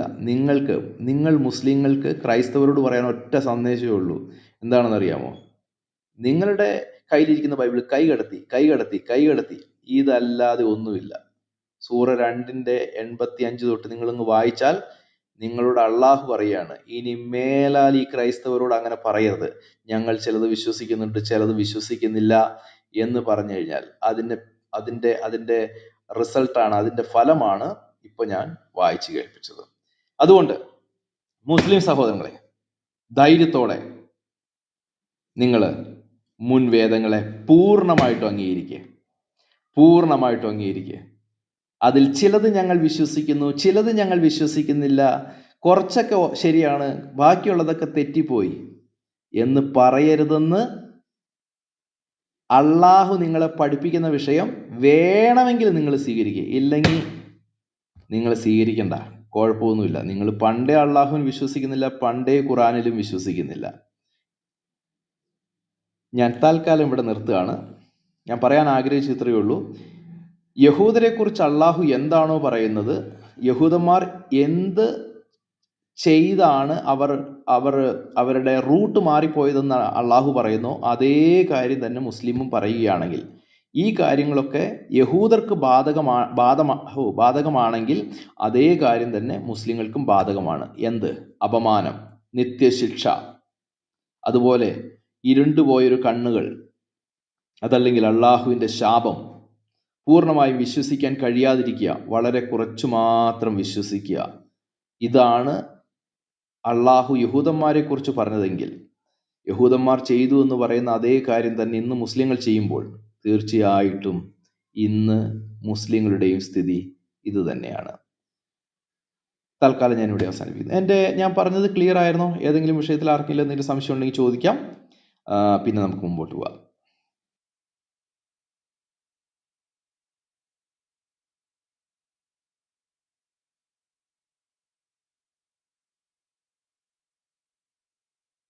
മെഹബൂബ് വന്നിട്ടുണ്ട്. മെഹബൂബിനോട് പ്രപഞ്ച സൃഷ്ടാവായ ഏകസത്യ ദൈവത്തിന്റെ ആള് വന്നിട്ടുണ്ട്. Aqib sir, good morning. എന്തൊക്കെ സുഖല്ലേ? ഗുഡ് മോർണിംഗ് മെഹബൂബേ, നമസ്കാരം. അതെ, സുഖം. താങ്കൾക്ക് സുഖമല്ലേ? അൽഹംദുലില്ലാ, അങ്ങനെ പോണ്. ഓക്കെ. അപ്പൊ മെഹബൂബ് കേട്ടോ? മെഹബൂബ് ഞാൻ പറഞ്ഞത് കുറച്ച് കേട്ടായിരുന്നോ? കുറച്ച് കേട്ടു. എൻ്റെ ഒരു കോള് വന്നു, അപ്പൊ ഇങ്ങനെ ഡൈവേർട്ട് ആയി പോയി കുറച്ച്. ഓക്കെ. അപ്പൊ മെഹബൂബിനോട് അള്ളാഹു അച്ഛൻ ബ്രദറെ പറഞ്ഞു ഏതാണ്ട് പറയുന്നുണ്ട്. അല്ല, അത് മെഹബൂബ് അങ്ങനെയാണ്. അതായത് സത്തായ ഭാഗം കേൾക്കത്തില്ല, ബാക്കിയുള്ളതെല്ലാം കേൾക്കും. അവിടെ ഇവിടെയും പറയുന്നത്. ഓക്കെ, സംസാരിച്ചോളൂ. മെഹബൂബെ, അള്ളാഹു പറയുകയാണേ, ഈ വേദഗ്രന്ഥത്തിലെ കുറച്ച് കാര്യങ്ങളൊക്കെ ഞങ്ങൾ വിശ്വസിക്കുന്നുണ്ട്, കുറച്ച് കാര്യങ്ങളൊക്കെ ഞങ്ങൾ വിശ്വസിക്കുന്നില്ല എന്ന് പറയുന്ന നിങ്ങളുടെ ഒരു തക്കിയ ഉണ്ടല്ലോ, ആ ഒരു പ്രവർത്തനം, അതിനെക്കുറിച്ച് അള്ളാഹു നിങ്ങൾക്കൊന്ന് പറഞ്ഞു തരുമായിരുന്നു. അങ്ങനെ പറഞ്ഞാൽ ഉണ്ടാകുന്ന അതിൻ്റെ ദൂഷിത പരിണാമം, അല്ലെങ്കിൽ അതിൻ്റെ പ്രതിഫലം എന്താണെന്ന് അള്ളാഹു പറഞ്ഞു തരുമായിരുന്നു. മെഹബൂബൊക്കെ പറയാറില്ലേ? മെഹബൂബെ, നിങ്ങളുടെ പുസ്തകത്തിലുള്ളത് കുറച്ചൊക്കെ വിശ്വസിക്കുന്നുണ്ട്, കുറച്ചൊക്കെ വിശ്വസിക്കുന്നില്ല, അങ്ങനെ പറയാറില്ലേ? മെഹബൂബ് അങ്ങനെ പറയാറില്ലേ? അല്ല, ദൈവിക വചനങ്ങൾ അംഗീകരിക്കുന്നുണ്ട്. ദൈവിക മനുഷ്യ വചനങ്ങൾ അംഗീകരിക്കുന്നില്ല, അത്രേ ഉള്ളൂ. അത് ബൈബിളിലുള്ളതാണല്ലോ. അതായത് ഇപ്പൊ നിങ്ങൾ അവകാശപ്പെടുന്ന തൃത്വം, ഇങ്ങനത്തെ വിഷയങ്ങളൊന്നും ദൈവിക വചനങ്ങളല്ല. അപ്പൊ അതുകൊണ്ട് ദൈവിക വചനങ്ങൾ മാത്രം അംഗീകരിക്കുക, അതല്ലാത്തത് തള്ളുക എന്നുള്ളത് തന്നെയാണ് ഇപ്പൊ ഉള്ള ബൈബിളിൽ കേട്ടോ. പക്ഷെ അതിൽ ഇറക്കപ്പെട്ട അതേ അവസ്ഥയിലല്ല, അവതരിപ്പിക്കപ്പെട്ട അതേ അവസ്ഥയിലല്ല ഇപ്പോഴത്തെ ബൈബിൾ ഉള്ളത്. അതുകൊണ്ടാണ് അങ്ങനെ പറയേണ്ടി വരുന്നത്. ഓക്കെ. ഞങ്ങളുടെ അവകാശവാദങ്ങൾ വിട്, അത് നമുക്ക് മാറ്റി നിർത്താം. പക്ഷേ ഈ വേദഗ്രന്ഥം നിങ്ങൾ വിശ്വസിക്കുന്നുണ്ടോ? അതായത് ഇഞ്ചിയിലും തോറയും അതുപോലെ ഇന്ന് വിശ്വസിക്കുന്നുണ്ടോ? അതുപോലെ അതിനെ സംരക്ഷിക്കപ്പെട്ടിട്ടില്ല. അതാണ് അതിൽ മനുഷ്യവചനങ്ങൾ കയറിക്കൂടി. അതുകൊണ്ട് തന്നെ അതിനെ പൂർണ്ണമായിട്ട് വിശ്വസിക്കാൻ ഇപ്പൊ ഇന്നുള്ള ആ വേദങ്ങളെ വിശ്വസിക്കാൻ പാടില്ല എന്നുള്ളത് തന്നെയാണ്. പക്ഷെ അത് ഇറക്കപ്പെട്ട അവസ്ഥയിൽ വിശ്വസിക്കണം. അതായത് പിതാവിൽ നിന്ന് ഇറക്കപ്പെട്ട അതേ അവസ്ഥയിലുള്ള ആ ഇഞ്ചിയിൽ നിർബന്ധമായിട്ട് വിശ്വസിക്കണം, അല്ലെങ്കിൽ ഇസ്ലാമിന് പുറത്തല്ലേ. ഓക്കെ. അപ്പോൾ ഇപ്പോൾ ഈ 2:85 പറയുന്നത് പോലെ തന്നെയാണ് നിങ്ങൾ വിശ്വസിക്കുന്നത്. അതായത് വേദഗ്രന്ഥത്തിലെ ചില ഭാഗങ്ങൾ നിങ്ങൾ വിശ്വസിക്കുകയും മറ്റു ചിലത് തള്ളിക്കളയുകയുമാണ് നിങ്ങൾ ചെയ്യുന്നത്, അല്ലേ? ശരിയല്ലേ? വേദഗ്രന്ഥം അത് പറ്റില്ലല്ലോ. അപ്പൊ അങ്ങനെ മുസ്ലിം ഇഞ്ചിയിൽ ഇറക്കപ്പെട്ട അതേ അവസ്ഥയിൽ തന്നെ വിശ്വസിക്കണം. അതിലെ കടത്തി കൂട്ടലുകൾ ചെയ്യാൻ പാടില്ല. മനുഷ്യവചനങ്ങളെ അംഗീകരിക്കാൻ പാടില്ല. ഓക്കെ. അപ്പോൾ ഈ ഇഞ്ചിലിപ്പി ഉണ്ടോ? ഇഞ്ചില് അത് ഇല്ലാതാക്കപ്പെട്ടു പോയില്ലേ. അത് ഇഞ്ചില് എന്ന് പറഞ്ഞത് മറ്റേ അറബിക് ഭാഷയിലാണ് അതിന്റെ അവതരണം ഉണ്ടായത്. അറബിക് ഭാഷ ഇഞ്ചിലൊക്കെ അത് കത്തിക്കപ്പെട്ടു പോയില്ലേ. ഇഞ്ചിയിൽ അറബിയിലായിരുന്നു അല്ലേ? അറമിക് ഭാഷ അരാമയ്ക്ക് ഗ്രീക്ക് അരാമൈക് ഭാഷയിൽ. ഓക്കെ യേശു ഓക്കെ, അത് സംസാരിച്ചത് കത്തിക്കപ്പെട്ടു. ആ ഭാഷയിലായിരുന്നല്ലോ, അതിപ്പോ നിലവിലില്ല. ഉം, ഉം. ഓക്കെ. അപ്പോൾ ഈ ഖുറാൻ ഇറങ്ങിയത് അതേപോലെ ഇന്നുണ്ടോ? ഖുറാൻ ഇറങ്ങിയതുണ്ടോ? അതെ, പരിശോധിക്കാലോ. അങ്ങനെ പരിശോധിച്ചിട്ടില്ല കുറെ ആളുകളൊക്കെ ഇസ്ലാമിലേക്ക് വന്നത്. അപ്പൊ ഈ ഉത്മാൻ കത്തിച്ചതിനെ കുറിച്ച് എന്തെങ്കിലും മെഹബൂബിന് അറിയാവോ? ഉസ്മാൻ കത്തിച്ചത് അങ്ങനെ പല പകർപ്പുകള് പല പകർപ്പുകളുണ്ടായിരുന്നു. അതിനെ പകർപ്പുകൾ ഏകീകരിക്കാൻ വേണ്ടിയിട്ട് ആ ഏകീകരണം നടത്തിയപ്പോൾ ബാക്കിയുള്ളതൊക്കെ കത്തിച്ച് കളഞ്ഞിട്ടുണ്ട്. ബാക്കി ഒറിജിനൽ എല്ലാം കത്തിച്ചു കളഞ്ഞു, എന്നിട്ട് പകർപ്പ് സൂക്ഷിച്ചു വെച്ചു അല്ലേ? ഒറിജിനൽ നിലനിർത്തിക്കൊണ്ട് ബാക്കിയുള്ളത് തന്നെ കത്തിച്ച് കളഞ്ഞിട്ടുണ്ട്. ഓക്കെ. അപ്പൊ ആദ്യം കോപ്പിയാണ് വന്നത്, പിന്നീടാണ് ഒറിജിനൽ വന്നത് അല്ലേ? അല്ല, പലരും മുമ്പ് ഉണ്ടായിരുന്നതാണ് കത്തിച്ചു കളഞ്ഞത്. പലരും എഴുതപ്പെട്ടിട്ടുണ്ടായിരുന്നു ആ വചനങ്ങള്, പ്രവാചകന്റെ അനുയായികള്. അത് പലരും എഴുതപ്പെട്ടിട്ടുണ്ടായിരുന്നു. അതിനെ ഏകീകരിച്ചുകൊണ്ട് അതിന്റെ ക്രോഡീകരണം നടന്നത് ആ സമയത്തായിരുന്നു. അപ്പൊ ബാക്കിയുള്ള പകർപ്പുകളൊക്കെ ഒഴിവാക്കിയിട്ട് അതിനെ ഏകീകരിച്ചു. ആദ്യം സഹാബിമാര് പലരും അതിന്റെ കോപ്പി എഴുതി ഉണ്ടാക്കി, എന്നിട്ട് കോപ്പി എല്ലാം കൂടെ ഒരുമിച്ച് കൊണ്ടുവന്നിച്ച് പിന്നീട് ഈ കോപ്പി നോക്കി ഒറിജിനൽ ഉണ്ടാക്കി, എന്നിട്ട് കോപ്പികളെല്ലാം കത്തിച്ചു കളഞ്ഞു, ശരിയല്ലേ? എന്നിട്ട് ഒറിജിനൽ വെച്ചു. സ്വാഭാവികമായിട്ടും ഒരു വേദം ഉണ്ടാകുമ്പോൾ അതിന്റെ ഒരു പ്രോസസ്സിംഗ് ഉണ്ടാവും. അതിനോടനുബന്ധിച്ചിട്ടുള്ള പല സംഭവങ്ങൾ നടന്നിട്ടുണ്ടാവും. ഇപ്പം കാണുന്ന ഖുർആൻ അതാണ് പരിശുദ്ധ ഖുർആൻ. അതാണ് ഒറിജിനൽ. അതാണ് ഒറിജിനൽ.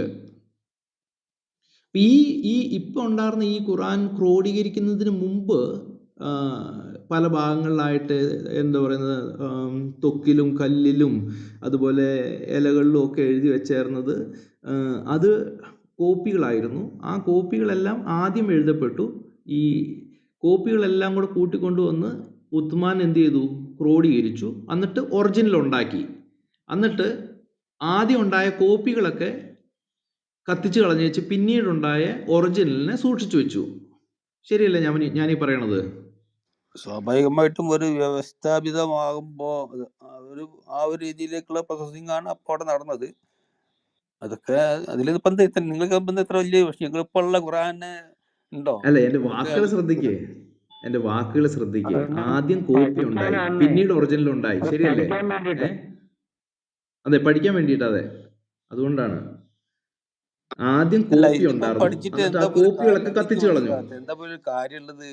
നിലവിലുള്ള ഖുർആനുമായിട്ട് നിങ്ങൾ ഉണ്ടോ? വേണമെങ്കിൽ സ്വീകരിക്കാലോ, ഇതല്ല അല്ല, അത് ഇത്രയല്ലേ ഉള്ളൂ. ഇങ്ങനെ കിടന്ന് മേഘാളിലെ എന്താ പേരുള്ള എനിക്ക് മനസ്സിലാവില്ല.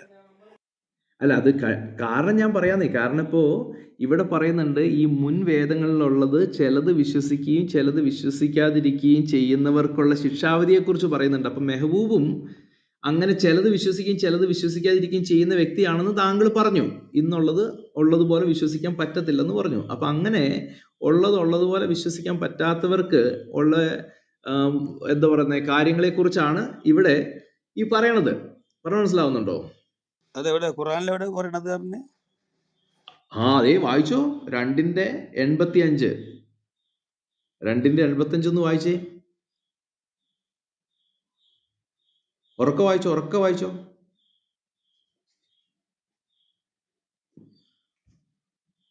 മെഹബൂബ് എടുക്കുമ്പോഴത്തേക്കും വേണമെങ്കിൽ ഞാൻ വായിച്ചു കേൾപ്പിക്കാം. എന്നിട്ടും നിങ്ങൾ ഇതാ സ്വജനങ്ങളെ കൊന്നുകൊണ്ടിരിക്കുന്നു. നിങ്ങളിൽ ഒരു വിഭാഗത്തെ തന്നെ നിങ്ങൾ അവരുടെ വീടുകളിൽ നിന്ന് ഇറക്കി വിട്ടുകൊണ്ടിരിക്കുന്നു. തികച്ചും കുറ്റകരമായും അതിക്രമപരമായും അവർക്കെതിരിൽ നിങ്ങൾ അന്യോന്യം സഹായിക്കുകയും ചെയ്യുന്നു. അവർ നിങ്ങളുടെ അടുത്ത് യുദ്ധത്തടവുകാരായി വന്നാൽ നിങ്ങൾ മോചനമൂല്യം നൽകി അവരെ മോചിപ്പിക്കുകയും ചെയ്യുന്നു. യഥാർത്ഥത്തിൽ അവരെ പുറന്തള്ളുന്നത് തന്നെ നിങ്ങൾക്ക് നിഷിദ്ധമായിരുന്നു. ഇനി ശ്രദ്ധിച്ചോ. നിങ്ങൾ വേദഗ്രന്ഥത്തിലെ ചില ഭാഗങ്ങൾ വിശ്വസിക്കുകയും മറ്റ് ചിലത് തള്ളിക്കളയുകയുമാണോ? ഇത് മെഹബൂബിനോട് ചോദിക്കുന്ന പോലെ തോന്നുന്നില്ലേ? അള്ളാഹു മെഹബൂബിനോട് ചോദിക്കുകയാണ്, വേദഗ്രന്ഥത്തിലെ ചിലത് നിങ്ങൾ എടുക്കുകയും ചിലത് നിങ്ങൾ തള്ളിക്കളയുകയുമാണോ മെഹബൂബേ? അങ്ങനെയാണെങ്കിൽ നിങ്ങളിൽ നിന്ന് അപ്രകാരം പ്രവർത്തിക്കുന്നവർക്ക് ഇഹലോകത്തിൽ അപമാനമല്ലാതെ മറ്റൊരു ഫലവും കിട്ടാനില്ല. അതുകൊണ്ട് തീർന്നോ? ഇല്ല. ഉയർത്തെഴുന്നേൽപ്പിന്റെ നാളിലാകട്ടെ അതികഠിനമായ ശിക്ഷയിലേക്ക് അവർ തള്ളപ്പെടുകയും ചെയ്യും.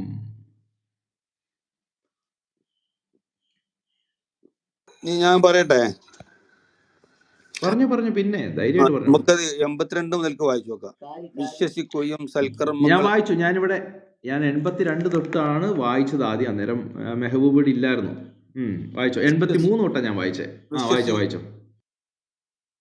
വിശ്വസിക്കുകയും ചെയ്തവരാരോ അവരാകുന്നു സ്വർഗാവകാശികൾ, അവരതിൽ നിത്യവാസികളായിരിക്കും.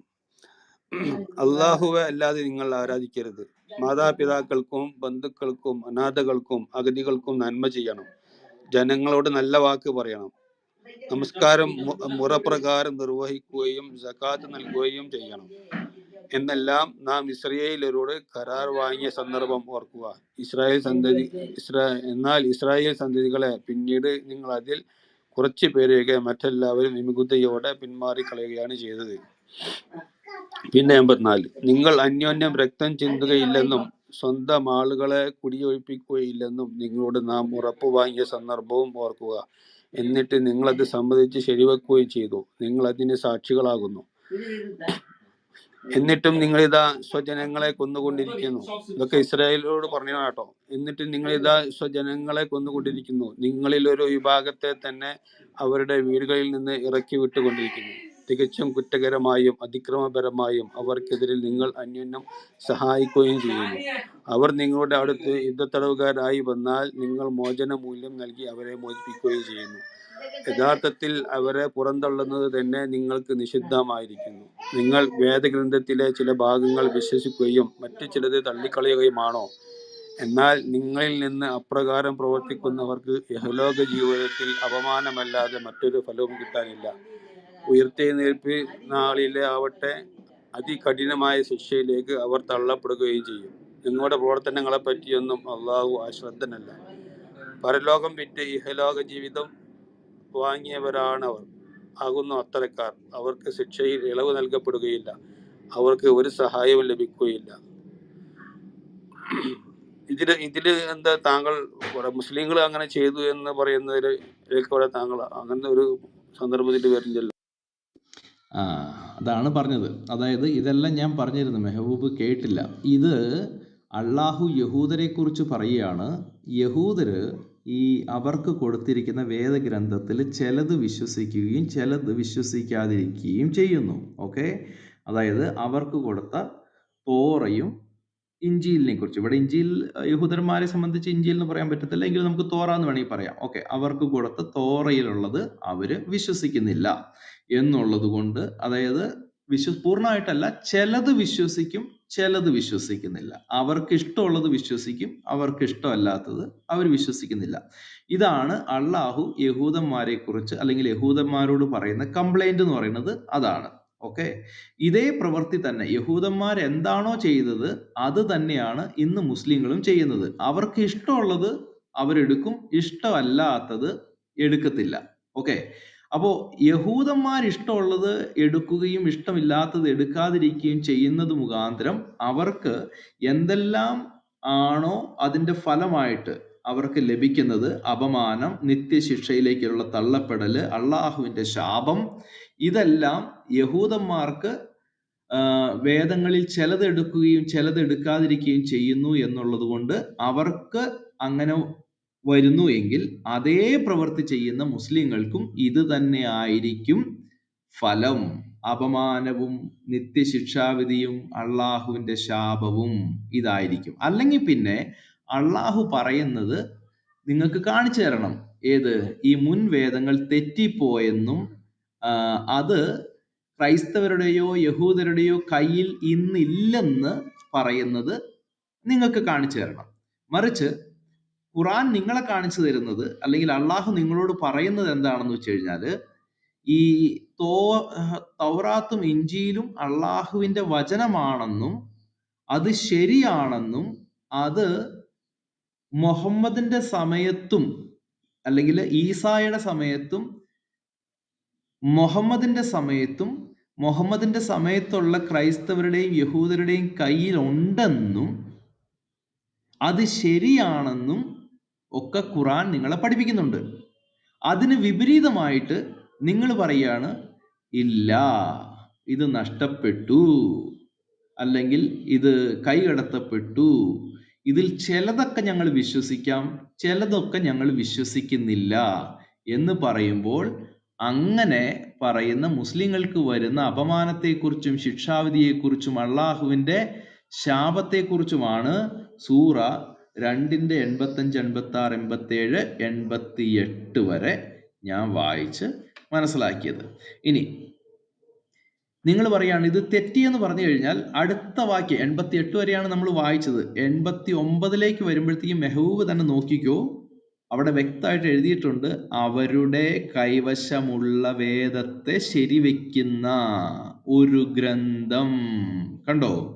അപ്പോൾ ഇവിടെ ഒരു ഗ്രന്ഥം എന്ന് പറയുന്നത് ഖുറാനെ കുറിച്ചാണ്, അവരുടെ കൈവശമുള്ള വേദം എന്ന് പറയുന്നത് തൗറാത്തും ഇഞ്ചീലുമാണ്. അപ്പൊ അത് അവർക്ക് നഷ്ടപ്പെട്ടു പോയ, അവർ കൈകടത്തിയ എന്നൊന്നും അല്ല അവിടെ എഴുതിയിരിക്കുന്നത്, അവരുടെ കൈകളിലുള്ള വേദത്തെ, തോറ അല്ലെങ്കിൽ തൗറാത്തിനെ ശരിവെക്കുന്ന ഒരു ഗ്രന്ഥം.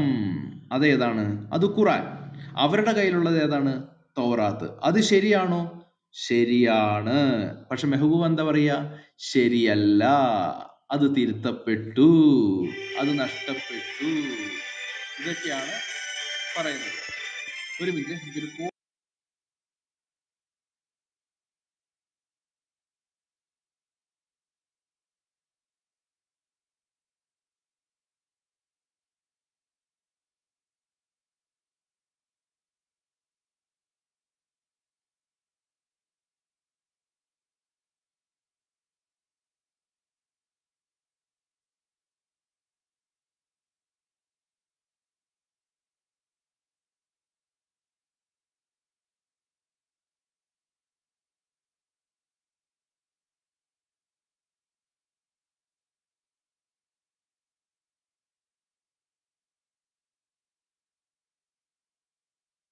അല്ല ഏക്യുബായി, അവിടെ പ്രവാചകൻ തന്നെ ആ വചനങ്ങളെ വിശദീകരിക്കുന്നുണ്ട്. ഈ വചനങ്ങൾ അവതരിച്ചത് യഹൂദികളുടെ പ്രസ്തുത വിഷയത്തിലാണെങ്കിലും ഇസ്ലാമിന്റെ വിധിവിലക്കുകളെ ശരിവെച്ച് സമ്മതിക്കുകയും എന്നിട്ട് അവയിൽ ചിലത് തീരെ വർജിക്കുകയും ചെയ്യുന്നവർക്കെല്ലാം ഇതിലെ താക്കീതും ആക്ഷേപവും ബാധകമാകുന്നു.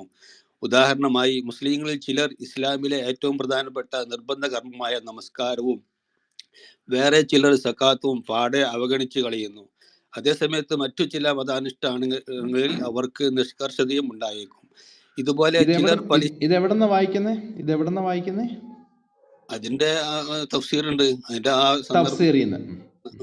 അതുപോലെ ചിലർ പലിശയുടെ കാര്യത്തിൽ യഹൂദികളുടെയും മറ്റും ചില ദുർവൃത്തികൾ അവിശ്വാസികളുടെയും നിലപാടുകൾ സ്വീകരിച്ച് കാണാം. ചിലർ ആരാധന കർമ്മങ്ങളിൽ ശ്രദ്ധയുള്ളവരും സാമൂഹിക ബാധ്യതകൾ അവഗണിക്കുന്നവരുമായിരിക്കും. ചിലർ നേരെ മറിച്ചും. ഓരോന്നിനെ കുറിച്ചുമുള്ള മതവിധിയും അതിന്റെ ഗൗരവം അറിഞ്ഞും സമ്മതിച്ചും കൊണ്ട് തന്നെയാണ് പലരും അങ്ങനെ ചെയ്യുന്നത് എന്നുമുള്ളതാണ് വലിയ അത്ഭുതം. മുസ്ലിം സമുദായത്തിന് അള്ളാഹു നേർവഴിയുടെയും തന്റെ ഇടവും നൽകുമാറാട്ടെ. ആമീൻ. അത് തന്നെയാണ് ഞാൻ പറയുന്നത്. അതായത് ഈ മുസ്ലിം സമൂഹത്തിന് നേർവഴി കിട്ടട്ടെ എന്ന് തന്നെയാണ് ഞങ്ങളും പ്രാർത്ഥിക്കുന്നത്. നിങ്ങൾക്ക് നേർവഴി കിട്ടണമെങ്കിൽ ഒരു വഴിയേ ഉള്ളൂ. ഈ മുൻ വേദങ്ങൾ കുറച്ച് ശരിയാണ് കുറച്ച് തെറ്റാണെന്ന് പറയുന്ന ഈ പണി അങ്ങ് നിർത്തണം എന്നാണ് അള്ളാഹു നിങ്ങളെ പഠിപ്പിക്കാൻ ശ്രമിക്കുന്നത്. മനസ്സിലായോ? അല്ല, അവിടെ വിഷയമുണ്ട് ഭായി. അവിടെ തന്നെ ഇവിടെ ഒരു മിനിറ്റ് ഞാൻ അള്ളാഹു അഞ്ചാമത്തെ അധ്യായത്തിൽ 72-ാമത്തെ വചനത്തെ വളരെ വ്യക്തമായിട്ട് നിങ്ങൾ താക്കീത് പറയുന്നുണ്ട്. അതെന്താ നിങ്ങൾ അനുസരിക്കാത്തത്? ഞാൻ വായിച്ചരാ. ഞങ്ങൾ എന്തിനാ ഖുർആൻ അനുസരിക്കണം? അത് പറ. ഞങ്ങൾ എന്തിനാണ് ഖുർആൻ അനുസരിക്കുന്നത്? നിങ്ങളിപ്പോ ഖുർആൻ പറയും ചെയ്യാം, മറിയമിന്റെ മകൻ മസീഹ് തന്നെയാണ് അള്ളാഹു എന്ന് പറഞ്ഞവർ തീർച്ചയായും അവിശ്വാസികളായിരിക്കുന്നു. എന്നാൽ മസീഹ് പറഞ്ഞത്, ഇസ്രായേൽ സന്തതികളെ, എന്റെയും നിങ്ങളുടെയും രക്ഷിതാവായ അള്ളാഹുവെ നിങ്ങൾ ആരാധിക്കുവിൻ. അള്ളാഹുവോട് വല്ലവനും പങ്കു ചേർക്കുന്ന പക്ഷം തീർച്ചയായും അള്ളാഹു അവന്റെ സ്വർഗം നിഷിദ്ധമാക്കുന്നതാകുന്നു. നരകം അവന്റെ വാസസ്ഥലമായിരിക്കുകയും ചെയ്യും. അക്രമികൾക്ക് സഹായികളായി ആരും തന്നെ ഇല്ല എന്നാണ്. അള്ളാഹു മൂവരിൽ ഒരാൾ, നിങ്ങളെ വിശ്വാസമല്ലേ അള്ളാഹു മൂവരിൽ ഒരാളാണ് എന്ന് പറഞ്ഞവർ തീർച്ചയായും അവിശ്വാസികളായിരിക്കുന്നു. ഏക ആരാധ്യനല്ലാതെ യാതൊരു ആരാധ്യനും ഇല്ല തന്നെ. അവർ ആ പറയുന്നതിൽ നിന്ന് വിരമിച്ചില്ലെങ്കിൽ അവരിൽ നിന്ന് അവിശ്വസിച്ചവർക്ക് വേദനയേറിയ ശിക്ഷ ബാധിക്കുക തന്നെ ചെയ്യും. ഇതൊക്കെ നിങ്ങൾക്ക് ഇതാക്കിയതല്ലേ, ഇതിനല്ല ഖുർആൻ വിമർശിക്കുന്നത്. അപ്പൊ ഇതിനെ നമുക്ക് അംഗീകരിക്കാൻ പാടുണ്ടോ? ഇത് നിങ്ങൾ ഗ്രന്ഥത്തിൽ ഇതിന് തെളിവ് ഉദ്ധരിച്ചുകൊണ്ട് നിങ്ങൾ വേദഗ്രന്ഥങ്ങളിലെ വചനം ഉണ്ടെങ്കിൽ നമുക്ക് ഒരിക്കലും അംഗീകരിക്കാൻ പറ്റൂല. അതാണ് ചിലത് എന്നുള്ള പറയാൻ കാരണം. അതേസമയത്ത് ഏകസത്യ ദൈവമായ പിതാവിനെ നിങ്ങൾ ആരാധിക്കുകയും എന്ന് പറഞ്ഞാൽ അത് നമ്മൾ അംഗീകരിക്കണം. ഓക്കെ. അപ്പോൾ ഇപ്പം അള്ളാഹുവിനേക്കാളും മെഹബൂബ് സ്മാർട്ട് ആണെന്നാണോ മെഹബൂബ് പറയുന്നത്? അതായത് അള്ളാഹു പറയുന്നത് വേദഗ്രന്ഥത്തിലെ ചിലത് അംഗീകരിക്കുകയും ചിലത് തള്ളിക്കളയുകയും ചെയ്യുന്ന പരിപാടി ശരിയല്ല, ഇതല്ലേ അള്ളാഹു പറയണത്? 2:85 അള്ളാഹു പറയുന്നത് നിങ്ങൾ ഈ വേദഗ്രന്ഥത്തിലെ ചില കാര്യങ്ങൾ വിശ്വസിക്കുകയും ചില കാര്യങ്ങൾ വിശ്വസിക്കാതിരിക്കുകയും ചെയ്യുന്ന ഈ പരിപാടി നിർത്തണം എന്ന് അള്ളാഹു പറയുന്നു. മെഹബൂബ് പറയുന്നു ഞങ്ങൾക്ക് അങ്ങനെ ചെയ്യാൻ പറ്റില്ല, കാരണം ഇന്നതുപോലെ കാണുന്നു, പക്ഷേ ഇപ്പുറത്ത് ഇന്നതുപോലെയും കാണുന്നു. അതുകൊണ്ട് ഞങ്ങൾക്ക് അള്ളാഹു പറയുന്നത് പോലെ ചില കാര്യങ്ങൾ വേദഗ്രന്ഥത്തിലെ എല്ലാ കാര്യവും വിശ്വസിക്കാൻ പറ്റത്തില്ല, ചില കാര്യങ്ങൾ വിശ്വസിക്കാം, മറ്റു ചിലത് വിശ്വസിക്കാൻ പറ്റത്തില്ല. അപ്പൊ ഇവിടെ ശരിക്കും സ്മാർട്ട് ആരാണ്? മെഹബൂബ് ആണോ സ്മാർട്ട്, അതോ അള്ളാഹു ആണോ സ്മാർട്ട്? മെഹബൂബ് അള്ളാഹു പറയാത്ത കാര്യം മെഹബൂബ് കെട്ടിച്ചമയ്ക്കുകയാണെങ്കിൽ എന്തോ സംഭവിക്കാൻ പോകുന്നതെന്ന് അറിയാമല്ലോ. ജീവനാടി ഒരു മിനിറ്റ് ഞാൻ പറഞ്ഞുതരാം. അതായത് നിങ്ങളിപ്പോ വായിച്ചല്ലോ 85, അവിടെ എന്താണ്, അവിടെ പ്രവാചകൻ വിശദീകരിച്ച് ഞാൻ വളരെ വ്യക്തമായിട്ട് ഇവിടെ വായിച്ചു തന്നു ഇല്ലേ? അതായത്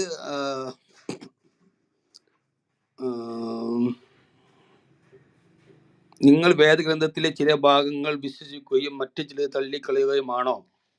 അവിടെ എന്താ ഉദ്ദേശിച്ചത്? അവിടെ പ്രവാചകൻ എന്താ പഠിപ്പിച്ചത്? ചിലവര് നമസ്കാരം ഒഴിവാക്കിയിട്ട് സൽക്കർമ്മങ്ങളൊക്കെ ചെയ്യും, അള്ളാഹുവിൽ വിശ്വസിക്കുന്നുണ്ടാവും, പക്ഷെ അവര് സൽക്കർമ്മങ്ങൾ നല്ലോണം ചെയ്യും, പക്ഷെ നമസ്കാരം നോമ്പ് അനുഷ്ഠാനങ്ങളിൽ നിന്ന് വിരമിക്കും. ചില ആളുകൾ എന്താക്കും, നമസ്കാരം നോമ്പ് അതിലൊക്കെ വളരെ സൂക്ഷ്മതയോടുകൂടിയുള്ള കൈകാര്യം ചെയ്യുന്നുണ്ടാവും, പക്ഷെ സാമൂഹ്യപരമായിട്ടുള്ള വിഷയങ്ങളിൽ അവർ, അതായത് മാതാപിതാക്കളുടെ ബാധ്യത, അയൽവാസികളുടെ ബാധ്യത, സമൂഹത്തോടുള്ള ബാധ്യതയിൽ നിന്ന് വിട്ടു നിൽക്കുന്ന ആളായിരിക്കും. അവിടെ അതാണ് ഉദ്ദേശിച്ചത് എന്നുള്ളത് പ്രവാചകൻ അവിടെ വളരെ വ്യക്തമായിട്ട് വിശദീകരിച്ച വിശദീകരണം ഞാൻ ഇപ്പോൾ വായിച്ചു. എന്നിട്ട് നിങ്ങൾ നിങ്ങൾക്കറിയാലോ, അല്ല ഞാൻ ചോദിക്കട്ടെ, നിങ്ങൾക്കറിയാലോ അവിടെ പറഞ്ഞിരിക്കുന്ന ഗ്രന്ഥം ഏതാണ്? ഈ മെഹബൂബ് ഒന്ന് ശ്രദ്ധിച്ചേ. നിങ്ങൾ വേദഗ്രന്ഥത്തിലെ ചില ഭാഗങ്ങൾ വിശ്വസിക്കുകയും മറ്റ് ചിലത് തള്ളിക്കളയുകയുമാണോ ഇവിടെ പറഞ്ഞിരിക്കുന്ന ഈ ഗ്രന്ഥം ഏതാ? ഒന്ന് പറഞ്ഞേ.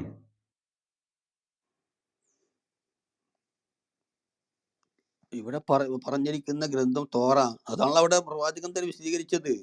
ഓക്കെ, അപ്പൊ തോറയിലുള്ള ചില കാര്യങ്ങൾ വിശ്വസിക്കുന്നു, ചില കാര്യങ്ങൾ വിശ്വസിക്കുന്നില്ല. ഇതാണ് അള്ളാഹു യഹൂദന്മാരോട് പറയുന്ന കംപ്ലൈന്റ്, ശരിയല്ലേ? അതെ. ഓക്കെ, ഇതേ കാര്യം തന്നെയല്ലേ മുസ്ലിങ്ങൾ ഇപ്പൊ ചെയ്യണത്? തോറയിലുള്ള തൗറാത്തിലുള്ള ചില കാര്യങ്ങൾ വിശ്വസിക്കുന്നു. തോറ ഖുറാനുമായിട്ട് അനുകൂലിക്കുന്ന വിഷയങ്ങള് അംഗീകരിക്കും, അല്ലാത്ത മനുഷ്യവചനങ്ങൾ മുസ്ലിങ്ങൾ അംഗീകരിക്കില്ല. അതിലിപ്പോ എന്താ തോറ ഇല്ലെന്നാണോ പറഞ്ഞേ? ഒരു മിനിറ്റ്, ഇപ്പൊ എന്താ പറഞ്ഞ തോറ ഇല്ലെന്നാണോ പറഞ്ഞേ? തോറ ആ ഇറങ്ങിയ രൂപത്തിലുള്ള തോറ ഇല്ല, അപ്പോ അതാണ് പ്രശ്നം. ഓക്കെ, 89 ഒന്ന് വായിച്ചേ. 89 ഒന്ന് വായിച്ചേ. അതിനകത്ത് ഉണ്ടെന്ന് അള്ളാഹു പറയണു, മെഹബൂബ് പറയണു ഇല്ലാന്ന്. ഇതിനകത്ത് മെഹബൂബ് പറയണോ വിശ്വസിക്കണോ, അള്ളാഹു പറയണോ വിശ്വസിക്കണോ? 89 എന്താ പറയണേ? ഒന്ന് വായിച്ചേ. 89 രണ്ടാമത്തെ അധ്യായം 2:89 അള്ളാഹു പറയുന്നു തോറയുണ്ട്, മെഹബൂബ് പറയുന്നു തോറയില്ല. ഇതിനകത്ത് ഏതാണ് സത്യം? ഞങ്ങൾക്ക് നിങ്ങളിൽ അവസ്ഥയിൽ ഇല്ല എന്നാ പറഞ്ഞത്. അതില് മനുഷ്യവചനങ്ങൾ ആ സമൂഹത്തിൽ കഴിഞ്ഞിട്ടില്ല. അങ്ങനെ പറഞ്ഞ ഇപ്പൊ മെഹബൂബ് പറയുന്നത് പോലെയുള്ള ഒരു വാക്യം ഒന്ന് കാണിച്ചു തന്നേ. ആ അവസ്ഥയിൽ ഇല്ല എന്നുള്ള ഒരു വാക്യം ഒന്ന് കാണിച്ചു തന്നേ. അതോ അത് മെഹബൂബ് സ്വന്തം ഇഷ്ടപ്രകാരം പറഞ്ഞതാണോ? ഞങ്ങളിപ്പോ ആരെ വിശ്വസിക്കണ്ട? അള്ളാഹുവിനെ വിശ്വസിക്കണോ, മെഹബൂബിനെ വിശ്വസിക്കണോ? അതല്ലേ ഞാൻ ഇതിനു മുമ്പ് ഉദാഹരണം പറഞ്ഞത്. അതായത് ഉദാഹരണമല്ല, ബൈബിൾ ഒരു മിനിറ്റ് ആയത്ത് കാണിക്കുക, ആയത്ത് അത് ഞാൻ ഒന്ന് പറഞ്ഞു പോകാനാക്കട്ടെ. അതായത് ഇപ്പൊ നമുക്ക് ബൈബിൾ ആ പരിശോധിച്ച് തന്നെ അറിയാലോ. ബൈബിൾ ഒരു ഭാഗത്ത് വന്ന് എനിക്ക് നിങ്ങൾ തോന്നുന്നു മെഹബൂബ് ബൈബിൾ ഒരു വിട്, ബൈബിൾ റസൂലാകാൻ വിട്, മറ്റേ ഭാഗത്ത് യേശു തന്നെ കാനായിലെ കല്യാണത്തിന്റെ മദ്യം വിളമ്പുന്നു. ബൈബിൾ നമ്മളിപ്പോ അങ്ങോട്ട് പോകുന്നില്ല. നിങ്ങളല്ലേ നമ്മളെ തൽക്കാലം ബൈബിളിലേക്ക് അപ്പൊ പോകുന്നില്ല, തൽക്കാലം മദ്യം ബൈബിളിലേക്ക് പോകുന്നില്ല. അവിടെ മദ്യം അടിച്ചിട്ട് ഒരു ഈ ഉദാഹരണം പറഞ്ഞതല്ലേ, നിസ്കാരത്തിന് പോയ കാനായിലെ ആളാരാന്നറിയാമോ? കല്യാണം. കാനായിലെ മദ്യം കല്യാണത്തിന് മദ്യം മദ്യം അടിച്ചിട്ട് വിളമ്പിയത് ആ നിസ്കാരത്തിന് വചനം പോയി ഈ സൂറ തെറ്റായിട്ട് ഓതിയ ആളാരെന്നറിയാമോ? നിങ്ങളെന്താ അങ്ങനെ പറയാനാക്കി ഇവിടെ മുഹമ്മദ് നബി മദ്യം അടിച്ചിട്ട് തെറ്റായിട്ട് ഓതിയ ഈ ഹദീസുകൾ ഞങ്ങളുടെ കയ്യിലുണ്ട്. ായിട്ട് ഞാൻ ഒറ്റക്കല്ലേ ഉള്ളൂ. അപ്പൊ എന്നൊന്ന് പറയാൻ നിങ്ങളെന്താ അങ്ങനെ ഒരുമാതിരി അസഹിഷ്ണുത കാണിക്കണത്? അല്ല, ഒരിക്കലും വെള്ളമടിച്ചിട്ട് നിസ്കരിക്കാൻ പോയ ആളല്ലേ നിങ്ങളുടെ മുഹമ്മദ്? ഞാൻ മാന്യമായിട്ട് സംസാരിക്കുകയാണെങ്കിൽ മാന്യമായിട്ട് സംസാരിക്കുക. അതല്ല നിങ്ങൾക്ക് തെറി പറയുകയാണെങ്കിൽ ഞാൻ പോവാ. എനിക്ക് ഞാൻ എന്താ താല്പര്യമില്ല. തെളിവ് പറഞ്ഞ? നിങ്ങളുടെ താരിഖുൽ ഇസ്ലാമിന്റെ ബുക്കിന്റെ അകത്ത് കിടക്കുന്ന സാധനമാണത്. വേണ്ട. ഇവിടെ യേശു കാനായിലെ ഒരു ഭാഗത്ത് യേശു പറയുന്നു മദ്യം കഴിക്കരുത് എന്ന്. എന്നിട്ട് അതേ യേശുവിനെ പിടിച്ചു വെച്ചുകൊണ്ട് വേറെ നിങ്ങളുടെ ബൈബിളിലെ വേറെ ഭാഗത്ത് മെഹബൂബെ, പറയുന്നു. നിങ്ങൾ വിഷയം മാറ്റാൻ നോക്കിയാൽ നടക്കില്ല. വചനങ്ങൾ നോക്ക്, നമ്മുടെ ഒഴിവാക്കാൻ വിഷയം അതല്ല, ഞാൻ പറയാം. ഒരു മിനിറ്റ്, തൽക്കാലം വിഷയം മാറ്റുന്നില്ല മെഹബൂബെ. മാറ്റതല്ല, ഞാൻ നിങ്ങൾ ഉദാഹരണം പറയാണ്. എല്ലാ വചനങ്ങൾ മുസ്ലിങ്ങളുടെ നിങ്ങൾ അടവും തള്ളിക്കളയുക, ചിലതിനെ ഒരു മിനിറ്റ്, അനുസരിക്കുക. അതായത് മദ്യം നിഷേധിക്കുക, മദ്യം കഴിക്കരുത് എന്ന് പറഞ്ഞ് അംഗീകരിക്കുക, യേശു പറഞ്ഞ മദ്യം വിളമ്പി കൊടുത്ത് നിഷേധിക്കുക. അത്ര മുസ്ലിങ്ങൾ ചെയ്യേണ്ട കാര്യമുള്ളൂ. ഒരു ഉദാഹരണം വെച്ച് പറയുകയാണെങ്കിൽ അതാണ് ഇവിടെ മെഹബൂബെ, പറഞ്ഞത്. നിങ്ങളുടെ ഈ വിഷയം മാറ്റാനുള്ള ഈ സ്ട്രാറ്റജി ഉണ്ടല്ലോ, അത് തൽക്കാലം ഞങ്ങൾ അങ്ങ് എടുക്കുന്നില്ല. ഒരു ഉദാഹരണം പറഞ്ഞാൽ ഓക്കെ, ഉദാഹരണം കഴിഞ്ഞു.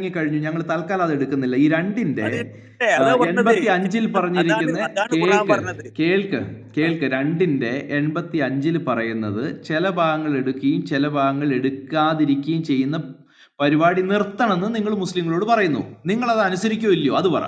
അള്ളാഹു പറയുന്നു ഈ ചില ഭാഗങ്ങൾ എടുക്കുകയും ചില ഭാഗങ്ങൾ എടുക്കാതിരിക്കുകയും ചെയ്യുന്ന പരിപാടി നിർത്തണം എന്ന് അള്ളാഹു മുസ്ലിങ്ങളോട് പറയുന്നു. നിങ്ങൾ അത് അനുസരിക്കുകയോ ഇല്ലയോ? അനുസരിക്കുമെങ്കിൽ അനുസരിക്കുമെന്ന് പറ, ഇല്ലെങ്കിൽ ഇല്ലെന്ന് പറ. അതായത് അവരുടെ കൈവശമുള്ള വേദത്തെ ശരിവെക്കുന്ന ഒരു ഗ്രന്ഥം അപ്പൊ നിങ്ങൾ പറയില്ല അല്ലെ? അപ്പൊ നിങ്ങൾക്ക് അള്ളാഹുവിനോട് യെസ് നോ എന്ന് പറയാൻ പറ്റത്തില്ല അല്ലേ? നിങ്ങൾ പറഞ്ഞത് 2:89 അല്ലേ? ഞാനത് വായിക്കട്ടെ. അവരുടെ കൈവശമുള്ള വേദത്തെ ശരിവെക്കുന്ന ഒരു ഗ്രന്ഥം ഖുർആൻ അള്ളാഹുവിൽ നിന്ന് അവർക്ക് വന്നു കിട്ടിയപ്പോൾ അവർ തള്ളിക്കളയുകയാണ് ചെയ്തത്. അവരാകട്ടെ അത്തരം ഒരു ഗ്രന്ഥവുമായി വരുന്ന പ്രവാചകൻ മുഖേന അവിശ്വാസികൾക്കെതിരിൽ വിജയം നേടിക്കൊടുക്കുവാൻ വേണ്ടി മുമ്പ് അള്ളാഹുവിനോട് പ്രാർത്ഥിക്കാറുണ്ടായിരുന്നു. അവർക്ക് സുപരിചിതമായ ആ സന്ദേശം വന്നെത്തിയപ്പോൾ അവർ ഇത് നിഷേധിക്കുകയാണ് ചെയ്തത്. അതിനാൽ ആ നിഷേധികൾക്ക് എത്ര അള്ളാഹുവിന്റെ ശാപം. ഇതാണ് നിങ്ങളോടാ പറയുന്നത്. നിങ്ങൾ ഖുർആൻ നിശ്ചയിച്ചുകൊണ്ട് നിങ്ങൾക്ക് അള്ളാഹുവിന്റെ ശാപം, പിതാവിന്റെ ശാപം നിങ്ങൾക്ക് എന്തായാലും ലഭിക്കും. എന്താ വെച്ചാൽ നിങ്ങൾ മൂവരിൽ ഒരുവനാണ് അള്ളാഹു എന്ന് പറഞ്ഞുകൊണ്ടിരിക്കുന്നു. കണ്ടോ മെഹബൂബിന്റെ അഭ്യാസം കണ്ടോ? അവിടെ ഖുർആനെ കുറിച്ചാണോ പറയുന്നത്? അല്ലല്ല, ഒരു മിനിറ്റ്.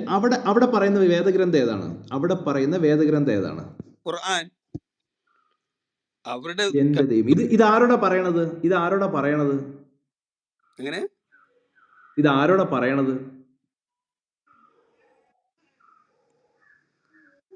ഈ 2:85 ആരോടാണ് അള്ളാഹു പറയണത്? യഹൂദരോട്. യഹൂദർക്ക് ഖുർആൻ കൊടുത്തിട്ടുണ്ടോ? യഹൂദർക്ക് കൊടുത്ത ഗ്രന്ഥം ഏതാണ്? നിങ്ങളിപ്പോ നിന്നോട് വായിക്കാൻ വേണ്ടി പറഞ്ഞ 89 അല്ലേ? അതല്ലേ ഇപ്പോൾ വായിച്ചത്? 85. അവരുടെ കൈവശമുള്ള വേദത്തെ ശരിവെക്കുന്ന ഗ്രന്ഥം എന്ന് വായിച്ചത് നിങ്ങൾ 89 അല്ലേ? അല്ല, അവിടെയുണ്ട് 89-ലുണ്ട്. അവരുടെ കൈവശമുള്ള വേദഗ്രന്ഥം ഏതാണ്? ശരിവെക്കുന്ന ഒരു ഗ്രന്ഥം, അതായത് അത് ഇഞ്ചിലും. അപ്പോൾ ഈ ഗ്രന്ഥത്തെ കുറിച്ചാണ്, അതായത് അവരുടെ കൈകളിലുള്ള ഗ്രന്ഥം എന്ന് പറയുന്നത് തോറാത്ത്. ആ തൗറാത്തിനെയാണ് ഈ 85-ാമത്തെ ആയത്തില് നിങ്ങൾ വേദഗ്രന്ഥത്തിലെ ചില ഭാഗങ്ങൾ വിശ്വസിക്കുകയും മറ്റു ചിലത് തള്ളിക്കളയുകയുമാണോ എന്ന് ചോദിച്ചിരിക്കുന്നത്. ശരിയല്ലേ? തൗറാത്തിലെ ചില കാര്യങ്ങൾ നിങ്ങൾ വിശ്വസിക്കുകയും മറ്റു ചിലത് തള്ളിക്കളയുകയുമാണോ? ഇതല്ലേ ചോദ്യം? അതെ. ഓക്കെ. അപ്പോൾ യഹൂദര് എന്താണ് ചെയ്തത്? തൗറാത്തിലുള്ള ചില കാര്യങ്ങൾ വിശ്വസിക്കുന്നു, ചില കാര്യങ്ങൾ വിശ്വസിക്കുന്നില്ല. ഇതേ പണി തന്നെയല്ലേ മുസ്ലിങ്ങൾ ഇന്ന് ചെയ്യണത്? തൗറാത്തിലുള്ളത് ചിലത് വിശ്വസിക്കും, ചിലത് വിശ്വസിക്കുന്നില്ല. ശരിയല്ലേ? തൗറാത്തില് ദൈവിക വചനങ്ങൾ വിശ്വസിക്കും, അല്ലാത്ത മനുഷ്യ വചനങ്ങൾ വിശ്വസിക്കില്ല. അതെ, അപ്പൊ ഇത് തന്നെയല്ലേ ഈ യഹൂദരും ചെയ്തത്? അത് തന്നെയല്ലേ? അത് തൗറാത്തിന്റെ പൂർണ്ണതല്ലല്ലോ. അതിൽ മനുഷ്യവചനങ്ങൾ എന്തിനാ മുസ്ലിങ്ങളെ ഞാൻ വിശ്വസിക്കും? ഞാൻ ചോദിക്കുന്നതിന് നിങ്ങൾ ഉത്തരം പറ. യഹൂദർ എന്താ ചെയ്തേ? യഹൂദർ ചെയ്തത് തൗറാത്തില് ചിലത് വിശ്വസിക്കും, ചിലത് വിശ്വസിക്കില്ല, ഖുർആൻ അനുസരിച്ച്. ശരിയല്ലേ? അതെ, ചില വചനങ്ങൾ ഓക്കെ, മതി. അപ്പൊ തൗറാത്തിലെ ചില വചനങ്ങൾ യഹൂദർ വിശ്വസിക്കും, ചിലത് വിശ്വസിക്കത്തില്ല. ഇപ്പോ മെഹബൂബും പറഞ്ഞു ഞങ്ങൾ മുസ്ലിങ്ങളും അങ്ങനെ തന്നെയാണ്, തൗറാത്തിലെ ചിലത് വിശ്വസിക്കും, ചിലത് വിശ്വസിക്കില്ല. ശരിയല്ലേ? അതെ, ദൈവിക വചനങ്ങൾ. ഓക്കെ, അതെ, അത്രേ മതി. അപ്പൊ നിങ്ങളും യഹൂദരും തൗറാത്തിലുള്ളത് ചിലത് വിശ്വസിക്കും, ചിലത് വിശ്വസിക്കത്തില്ല. അങ്ങനെ തൗറാത്തിലുള്ളത് ചിലത് വിശ്വസിക്കുകയും ചിലത് വിശ്വസിക്കാതിരിക്കുകയും ചെയ്യുന്നവർക്ക് അള്ളാഹു താഴെ ചില കാര്യങ്ങൾ പറയുന്നുണ്ട് അവരോട്. അത് നമുക്ക് കേൾക്കാം. എന്നാൽ ഓക്കെ, ഞാനത് വായിക്കാം. നിങ്ങൾ വേദഗ്രന്ഥത്തിലെ, അപ്പൊ ഇവിടെ വേദഗ്രന്ഥം എന്നുള്ളത് തൗറാത്താണ്. തൗറാത്തിലെ ചില ഭാഗങ്ങൾ വിശ്വസിക്കുകയും മറ്റു ചിലത് തള്ളിക്കളയുകയുമാണോ? അപ്പൊ ഇത് ചെയ്യുന്നത് ആരൊക്കെയാണ്? ഇവിടത്തെ വാക്യം അനുസരിച്ച് ഇത് ചെയ്യുന്നത് യഹൂദരാണ്. അതുപോലെ ഇന്നിതാരാണ് ചെയ്യുന്നത്? ഇന്നിത് മുസ്ലിങ്ങളാണ് ചെയ്യുന്നത്. അങ്ങനെ ഇരിക്കെ നമുക്കിത് ഇപ്പൊ ഇങ്ങനെ മനസ്സിലാക്കാം. ഈ വേദഗ്രന്ഥത്തിലെ ചില ഭാഗങ്ങൾ വിശ്വസിക്കുകയും മറ്റു ചിലത് തള്ളിക്കളയുകയും ചെയ്യുന്ന യഹൂദരും ഇപ്പോഴത്തെ മുസ്ലിങ്ങളും. എന്നാൽ നിങ്ങളിൽ നിന്ന് അപ്രകാരം പ്രവർത്തിക്കുന്നവർക്ക്, എപ്രകാരം പ്രവർത്തിക്കുന്നവർക്ക്? വേദഗ്രന്ഥത്തിൽ നിന്ന് ചില ഭാഗങ്ങൾ വിശ്വസിക്കുകയും മറ്റു ചിലത് തള്ളിക്കളയുകയും ചെയ്യുന്നവർക്ക് ഇഹലോകത്തിൽ അപമാനമല്ലാതെ മറ്റൊരു ഫലവും കിട്ടാനില്ല. ഉയർത്തെഴുന്നേൽപ്പിന്റെ നാളിലാകട്ടെ അതികഠിനമായ ശിക്ഷയിലേക്ക് അവർ തള്ളപ്പെടുകയും ചെയ്യും. നിങ്ങളുടെ പ്രവർത്തനങ്ങളെ പറ്റി അള്ളാഹു അശ്രദ്ധനല്ല. നിങ്ങൾ ചെയ്യുന്നത് എന്താണ്? പരലോകം വിറ്റ് ഇഹലോകം വാങ്ങുന്ന പണിയാണ് ഈ വേദഗ്രന്ഥത്തിലെ ചില ഭാഗങ്ങൾ വിശ്വസിക്കുകയും ചില ഭാഗങ്ങൾ വിശ്വസിക്കുകയും ചെയ്യുന്നില്ല എന്ന് നിങ്ങൾ പറയുമ്പോൾ ചെയ്യുന്നത്. എത്തരക്കാർ വേദത്തിലെ ചില ഭാഗങ്ങൾ വിശ്വസിക്കുകയും ചില ഭാഗങ്ങൾ തള്ളിക്കളയുകയും ചെയ്യുന്ന കൂട്ടർ, അവർക്ക് ശിക്ഷാവിധിയിൽ ഇളവ് നൽകപ്പെടുകയില്ല, അവർക്കൊരു സഹായവും ലഭിക്കുകയില്ല. ഇനി അത് കഴിഞ്ഞ് 87 കഴിഞ്ഞ് 88 വരുമ്പോഴത്തേക്കും അവർ പറഞ്ഞു, ആരൊക്കെ? മുസ്ലിങ്ങളും യഹൂദരും. ഓക്കെ, അവർ പറഞ്ഞു, ഈ അള്ളാഹു പറയുന്ന അനുസരിച്ചാണ് കേട്ടോ യഹൂദർ എന്ന് പറയുന്നത്, അല്ലാതെ ക്രൈസ്തവ വീക്ഷണത്തിലല്ലേ. അത് ഒന്ന് ശ്രദ്ധിച്ചോണം. അവർ പറഞ്ഞു. അപ്പോൾ ഇന്ന് നമ്മൾ ഈ പഠിക്കുന്ന കോണ്ടെക്സ്റ്റും കൂടെ നോക്കുമ്പോൾ യഹൂദർ പറഞ്ഞതുപോലെ പറയുന്നത് മുസ്ലിങ്ങളും കൂടിയാണ്, അല്ലെങ്കിൽ മെഹബൂബും കൂടിയാണ്.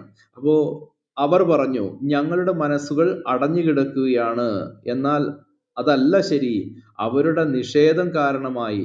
എന്താണ് നിഷേധിച്ചത്? തൗറാത്തിനെ നിഷേധിച്ചു. അവരുടെ നിഷേധം കാരണമായി. മെഹബൂബ് നിഷേധിക്കുന്നത് എന്താണ്? തൗറാത്ത് നിഷേധിക്കുന്നു. അവരുടെ നിഷേധം കാരണമായി അള്ളാഹു അവരെ ശപിച്ചിരിക്കുകയാണ്. അതിനാൽ വളരെ കുറച്ചേ അവർ വിശ്വസിക്കുന്നുള്ളൂ. അതുകൊണ്ടാണ് മെഹബൂബിന് തൗറാത്ത് ഇന്ന് പൂർണ്ണമായിട്ടും വിശ്വസിക്കാൻ കഴിയാതെ കുറച്ചൊക്കെ വിശ്വസിക്കുന്നു എന്ന് പറയുന്നത്. അപ്പോൾ അതിന് പറയാൻ മെഹബൂബ് ഒരു കാരണം പറയുന്നുണ്ട്. അള്ളാഹു പറയുന്നു ഈ തൗറാത്തിന് കുഴപ്പമൊന്നുമില്ല എന്ന് പറഞ്ഞാൽ മെഹബൂബ് അത് സമ്മതിച്ചു കൊടുക്കത്തില്ല. എവിടെയാണ് അതിന് കുഴപ്പമൊന്നുമില്ല എന്ന് പറയുന്നത്? 89 ആയത്തിൽ പറയുന്നുണ്ട് ഈ തൗറാത്തിന് കുഴപ്പമൊന്നുമില്ല എന്ന് പറയുന്നുണ്ട്. പക്ഷെ മെഹബൂബ് അത് സമ്മതിക്കുമോ? സമ്മതിക്കില്ല. 89 നമുക്ക് വായിക്കാം. അവരുടെ കൈവശമുള്ള കയ്യിലുണ്ട്. ഞാൻ മൈക്കിളാണ്. ബിഗ് ബി എടുത്ത് പുറത്തോട്ട് കളഞ്ഞ അവരെ പിന്നെ ഇവിടെ ഇരുന്ന് കമന്റ് ചെയ്ത ഈ കേൾക്കുന്നവർക്ക് അതൊരു അസഹ്യമായിട്ട് തോന്നുന്നു. കാരണം ഈ കാര്യങ്ങൾ ശ്രദ്ധിക്കാൻ പറ്റുന്നില്ല. പക്ഷേ ഇങ്ങനെ വന്നിരുന്ന ഈ വിവരക്കേട് പറയുകയാണെങ്കിൽ സ്പീക്കേഴ്സ് പാനലിൽ വരാനായിട്ട് ഈ കാണിക്കുന്ന മെഹബൂബ് കാണിക്കുന്ന ഇതുണ്ടല്ലോ, അതുപോലും ഇല്ലാത്ത നട്ടലില്ലാത്ത, ശരിക്കും പറഞ്ഞ ഇവനെയൊക്കെ എടുത്ത് അന്നേരം കളഞ്ഞേക്കണം. കാരണം താഴെ ഇരിക്കുന്നവർക്ക് കേൾക്കാനുള്ള ആ ഒരു കാരണം അവർ ആ കമന്റിലേക്ക് ശ്രദ്ധിക്കും, പിന്നെ അതിന് മറുപടി എടുക്കാൻ നിൽക്കും. അതുകൊണ്ടാണ്. അല്ല, മൈക്കിൾ മോഡറേറ്റ് ആക്കിയിട്ടുണ്ട്. മൈക്കിൾ അത് ചെയ്തോ, കുഴപ്പം. ഞാൻ കമന്റ് ശ്രദ്ധിക്കുന്നില്ലായിരുന്നു, സോറി. ഞാൻ ഖുറാനിൽ നോക്കിക്കൊണ്ട് മെഹബൂബിനോട് സംസാരിക്കുമായിരുന്നു. മൈക്കിൾ മോഡറേറ്റ് ജസ്റ്റ് ഒന്ന് കമന്റും കൂടെ ഒന്ന് നോക്കിയാൽ കുഴപ്പമില്ല. അപ്പോൾ മെഹബൂബെ, ഇവിടെ അള്ളാഹു പറയാണ് ഈ യഹൂദരുടെ കയ്യിലുള്ള പുസ്തകത്തിന് ഒരു കുഴപ്പമില്ലാന്ന്. പക്ഷേ മെഹബൂബ് അത് വിശ്വസിക്കില്ല. 89 പറയാണ് അവരുടെ കൈവശമുള്ള അല്ലെങ്കിൽ അവരുടെ കൈകളിലുള്ള വേദത്തെ ശരിവെക്കുന്നതാണെന്ന്. ജെ ബ്രദർ ഒന്ന് മൈക്ക് മ്യൂട്ട് ചെയ്തേരെ. J okay. എനിക്ക് തോന്നുന്നു മെഹബൂബെ തൽക്കാലം നമുക്ക് അവസാനിപ്പിക്കാം. എനിക്കൊന്ന് നാസർ ബ്രദറൊക്കെ വന്നിട്ടുണ്ടായിരുന്നു, അവരോടൊക്കെ ഒന്ന് സംസാരിക്കാറുണ്ട്. ഇടയ്ക്ക് നമ്മുടെ ജെയിംസ് അച്ചായനും വന്നിട്ടുണ്ടായിരുന്നു, അദ്ദേഹം പോയെന്ന് തോന്നുന്നു. താഴെയുണ്ടോ ജെയിംസ് അച്ചായൻ? അബ്ദുൾ ബ്രദറെ മുകളിലോട്ട് പോരെ കേട്ടോ. തൽക്കാലം മെഹബൂബിന് അവസരമുണ്ടേ, പക്ഷെ ഒന്ന് നാസർ ബ്രദറിനും കൂടെ ഒരു അവസരം കൊടുത്തിട്ട് നമുക്ക് വേണമെങ്കിൽ സംസാരിക്കാം. എനിവേ, ഇവിടെ പറയുന്നത് യഹൂദരുടെ കയ്യിലുള്ള പുസ്തകത്തിന് ഒരു കുഴപ്പമില്ല എന്ന് പറയുന്നുണ്ട്. ഓക്കെ. എന്നാൽ ആ ഒരു കുഴപ്പമില്ലാത്ത പുസ്തകത്തിൽ ചിലത് അവരെടുക്കും, ചിലത് എടുക്കത്തില്ല. അങ്ങനെയുള്ളവർക്ക് സ്ഥിതിയാണ് പറയുന്നത്, അവർക്ക് അപമാനം, വരുന്ന നാളുകളിൽ കഠിനമായ ശിക്ഷ, അള്ളാഹുവിൻ്റെ ശാപം. മെഹബൂബെ, ഈ പണി നിർത്തുന്നേ. എന്തിനാ വെറുതെ നിർത്തിയല്ലേ കേട്ടോ. നിങ്ങൾ അംഗീകരിക്കുന്നുണ്ടോ ബ്രദറെ? അതായത് ഒരു ഭാഗത്ത് മദ്യം കഴിക്കരുത് എന്ന് പറയാ, എന്നിട്ട് യേശു തന്നെ മദ്യം വിളമ്പി കൊടുക്കുക. ഇത് വിശ്വസിക്കാൻ പാടില്ല എന്ന് തന്നെ മുസ്ലിങ്ങൾ പറയുന്നത്. മദ്യം വിളമ്പുന്ന യേശുവിനെ ആ വചനം വിശ്വസിക്കാൻ പാടില്ല. നിങ്ങൾ എം എം അക്ബറിന്റെ ട്രാപ്പിൽ പെട്ടു ബ്രദറെ. നിങ്ങളൊക്കെ ഉണ്ടല്ലോ ഒരു മിനിറ്റ് ഞാനൊന്ന് ഇടപെടുവാണേ. ഒരു സെക്കൻഡ്, ഞാനൊന്ന് ഇടപെടുക. മെഹബൂബ് ഇപ്പൊ പറഞ്ഞതിന് കൃത്യമായിട്ട് തെളിവ് വെച്ചിട്ട് ഇനി സംസാരിച്ചാൽ മതി. യേശു മദ്യം വിളമ്പി എന്നുള്ളതിന് തെളിവ് വെച്ചിട്ട് ഇനി സംസാരിച്ചാൽ മതി, പ്ലീസ്. എത്ര പ്രാവശ്യം ഞാൻ പറഞ്ഞതാണ്. പ്ലീസ് ദയവായി നിങ്ങൾ തെളിവ് വെച്ചിട്ട് സംസാരിക്കൂ. ഇനി ആരോ മുകളിലേക്ക് വരാനില്ല, അവരെ വിളിച്ച് സംസാരിച്ചോളൂ, ഞാൻ നോക്കിട്ട് പറയാം. അതൊക്കെ നിങ്ങൾ വിളിച്ചോളാം. മെഹബൂബ് ഇപ്പൊ പറഞ്ഞ ഓക്കെ, നിങ്ങൾ സംസാരിക്കും. വേണ്ട മെഹബൂബെ, കുരുക്കിൽ പെട്ട് കിടക്കും. അതാ ഇതൊന്നും കുരുക്കെന്ന് പറഞ്ഞ് കുറച്ച് കളയല്ലേ. മെഹബൂബിന് തെളിവ്, യേശു മദ്യം ഉണ്ടാക്കി എന്നുള്ളതിന് തെളിവ് വന്നിട്ട് ഇനി സംസാരിച്ചാൽ മതി. തെളിവെടുക്കൂ എന്ന് പറഞ്ഞ് ഓടാനല്ല പറഞ്ഞ്, തെളിവെടുക്ക്. നിങ്ങളിപ്പോ പറഞ്ഞ സ്റ്റേറ്റ്മെന്റിന് തെളിവെടുക്കൂ. കൊണ്ടുവരാം. ഞാൻ ഇപ്പൊ കയ്യിലില്ലേ?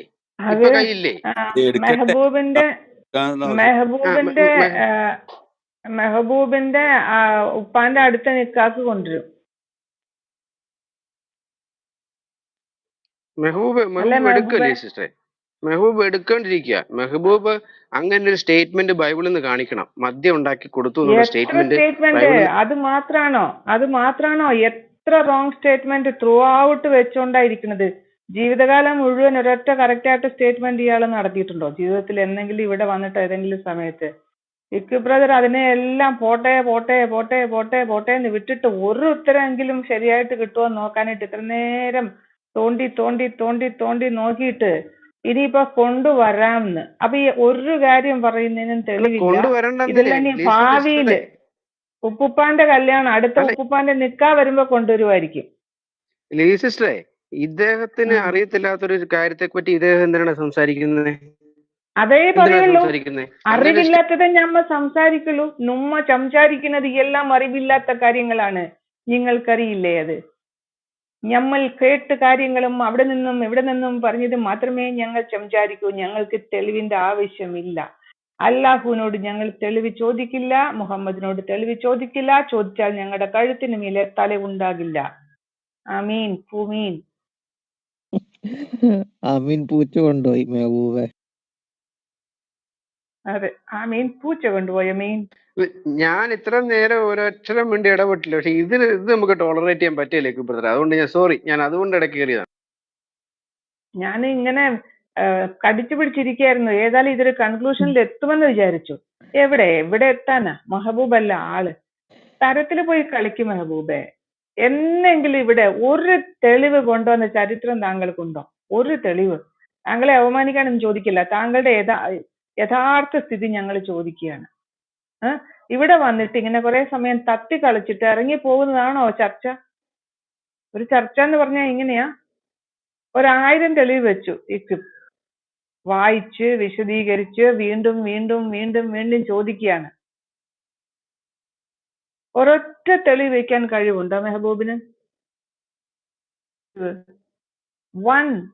പേരിന് മെഹബൂബിന്റെ മാനം കാക്കാൻ വേണ്ടി മെഹബൂബ് പോയിട്ട് യേശു ക്രിസ്തു മദ്യം ഉണ്ടാക്കി, മദ്യം വിളമ്പി എന്നൊരു വചനം എടുത്തുകൊണ്ട് വാ. താങ്കളുടെ മാനം ഒന്ന് കാത്തേ. അപ്പുറത്തെ സൈഡിൽ മദ്യം കൊണ്ടുവന്നപ്പോ ആൾക്കാര്, ചുറ്റുപാടുള്ള ആൾക്കാർ കാണാതെ അത് ഇലവെച്ച് മറച്ചുകൊണ്ട് വന്നതാണോ? കൈ കഴുകാൻ മദ്യം. മദ്യത്തിലും ചൂതാട്ടത്തിലും നല്ല കാര്യങ്ങളുണ്ടെന്ന് അള്ളാഹു പറഞ്ഞിരിക്കുകയല്ലേ. മദ്യത്തിലും ചൂതാട്ടത്തിലും ചില നന്മകളുണ്ട്, തിന്മയുണ്ട്, പക്ഷെ നന്മയുണ്ട്. അതെന്തുവാ നന്മ? മദ്യത്തിലുള്ള നന്മ ഒന്ന് പോയി കണ്ടുപിടിച്ചിട്ട് തെളിവെടുത്തുകൊണ്ട് വാ. മദ്യത്തിലുള്ള നന്മ എന്താണ്? പോയി കൊണ്ടുവാ. സ്വന്തം മാനം ഒന്ന് കാത്തേ ഒരു തവണയെങ്കിലും. ഈ ഇക്വിപ്പിനെ ഒന്ന് തോൽപ്പിച്ചേ. സിസ്റ്ററെ ചെവി പൊത്തി പിടിച്ചേക്കുക. സിസ്റ്റർ അവിടെ സംസാരിക്കുന്നത് ഇപ്പൊ ഒരു 5 മിനിറ്റ് കഴിയുമ്പോ വന്ന് പറയും, ഓ ഞാൻ ഇവിടെ ഇല്ലായിരുന്നു കേട്ടോ, എന്റെ ജോലിക്കാരെ വിളിച്ചു, അല്ലെങ്കിൽ എനിക്ക് അവിടുന്ന് വിളി വന്നു, ഇവിടുന്ന് വിളി വന്നു. ഉടായിപ്പ്, പക്ക ഉടായിപ്പ്. ചെവി ഒത്തി പിടിച്ചേക്കുക.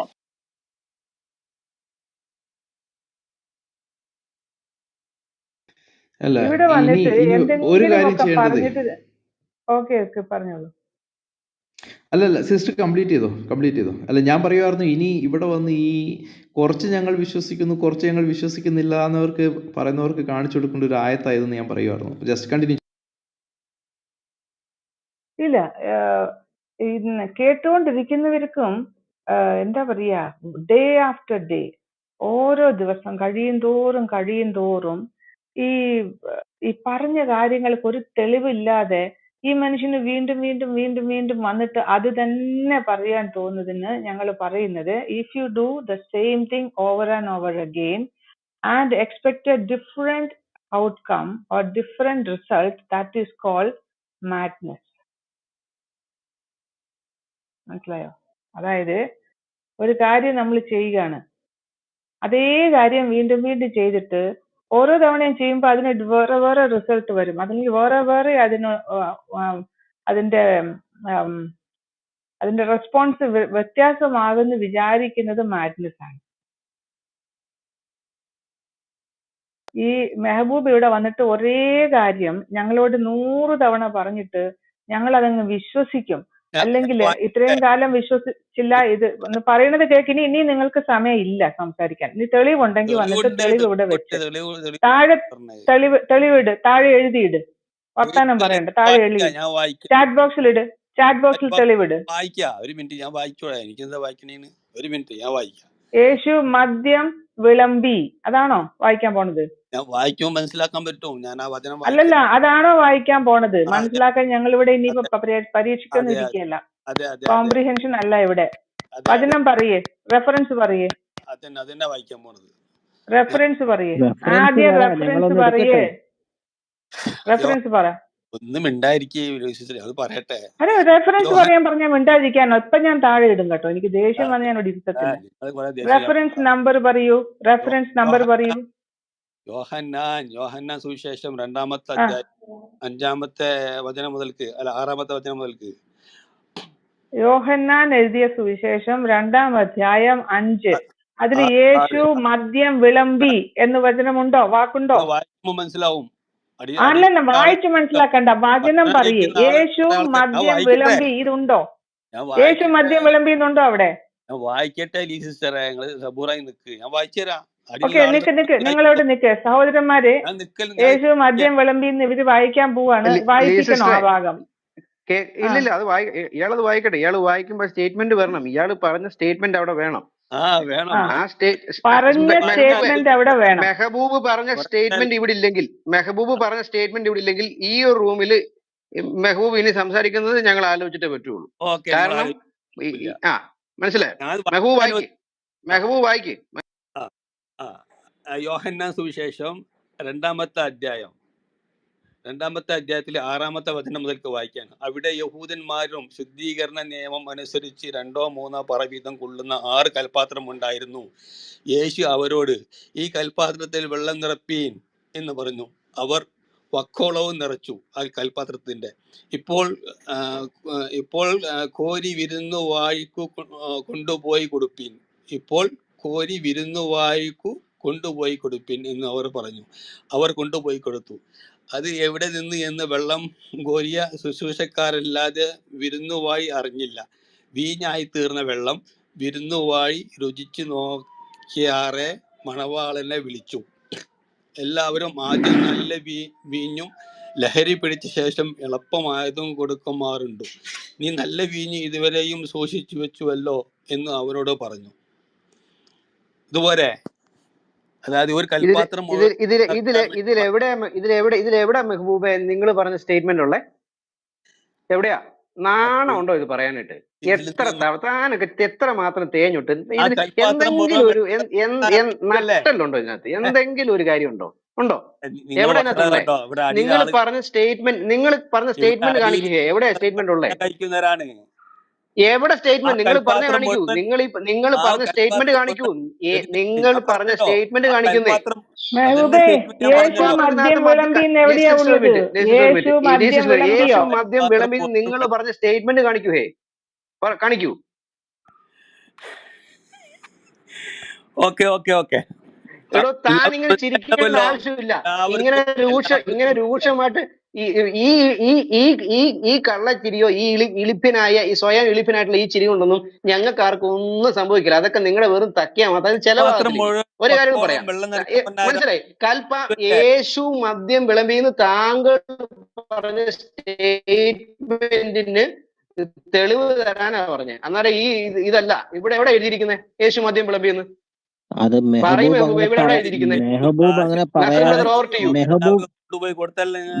അങ്ങനെ പറയാൻ ഒരു കാരണമുണ്ട്. മെഹബൂബ് അങ്ങനെ പറയാൻ കാരണമുണ്ട്. മെഹബൂബ് പറയാനുള്ള കാരണം എന്താന്ന് വെച്ചാല്, ഈ മദ്യപിച്ചിട്ട് പൂക്കുറ്റിയായിട്ട് ഈ ഇവിടെ റസൂല് ഒരിടത്ത് ഈ ആയത്തോതാൻ വേണ്ടി പോകുന്നുണ്ട്. ആയത്തെല്ലാം കൂടെ തെറ്റിച്ച് ഓതിയിട്ടുണ്ട്. അങ്ങനെ ഒരു താരിഖുൽ ഇസ്ലാമി കിടപ്പുണ്ട്. അങ്ങനെ ഒരു കാര്യം. ഇസ്ലാമിക സമ്പൂർണ്ണ ജീവചരിത്രം എന്നുള്ള പുസ്തകമാണ് താരിഖുൽ ഇസ്ലാം. അതിന്റെ അകത്ത് കിടപ്പുണ്ട്. മുഹമ്മദ് മദ്യം കൊണ്ട് വുദു ചെയ്യുമായിരുന്നല്ലോ അലൻ ബ്രദർ. അപ്പോഴാണോ പിന്നെ ഇത്? ഓടി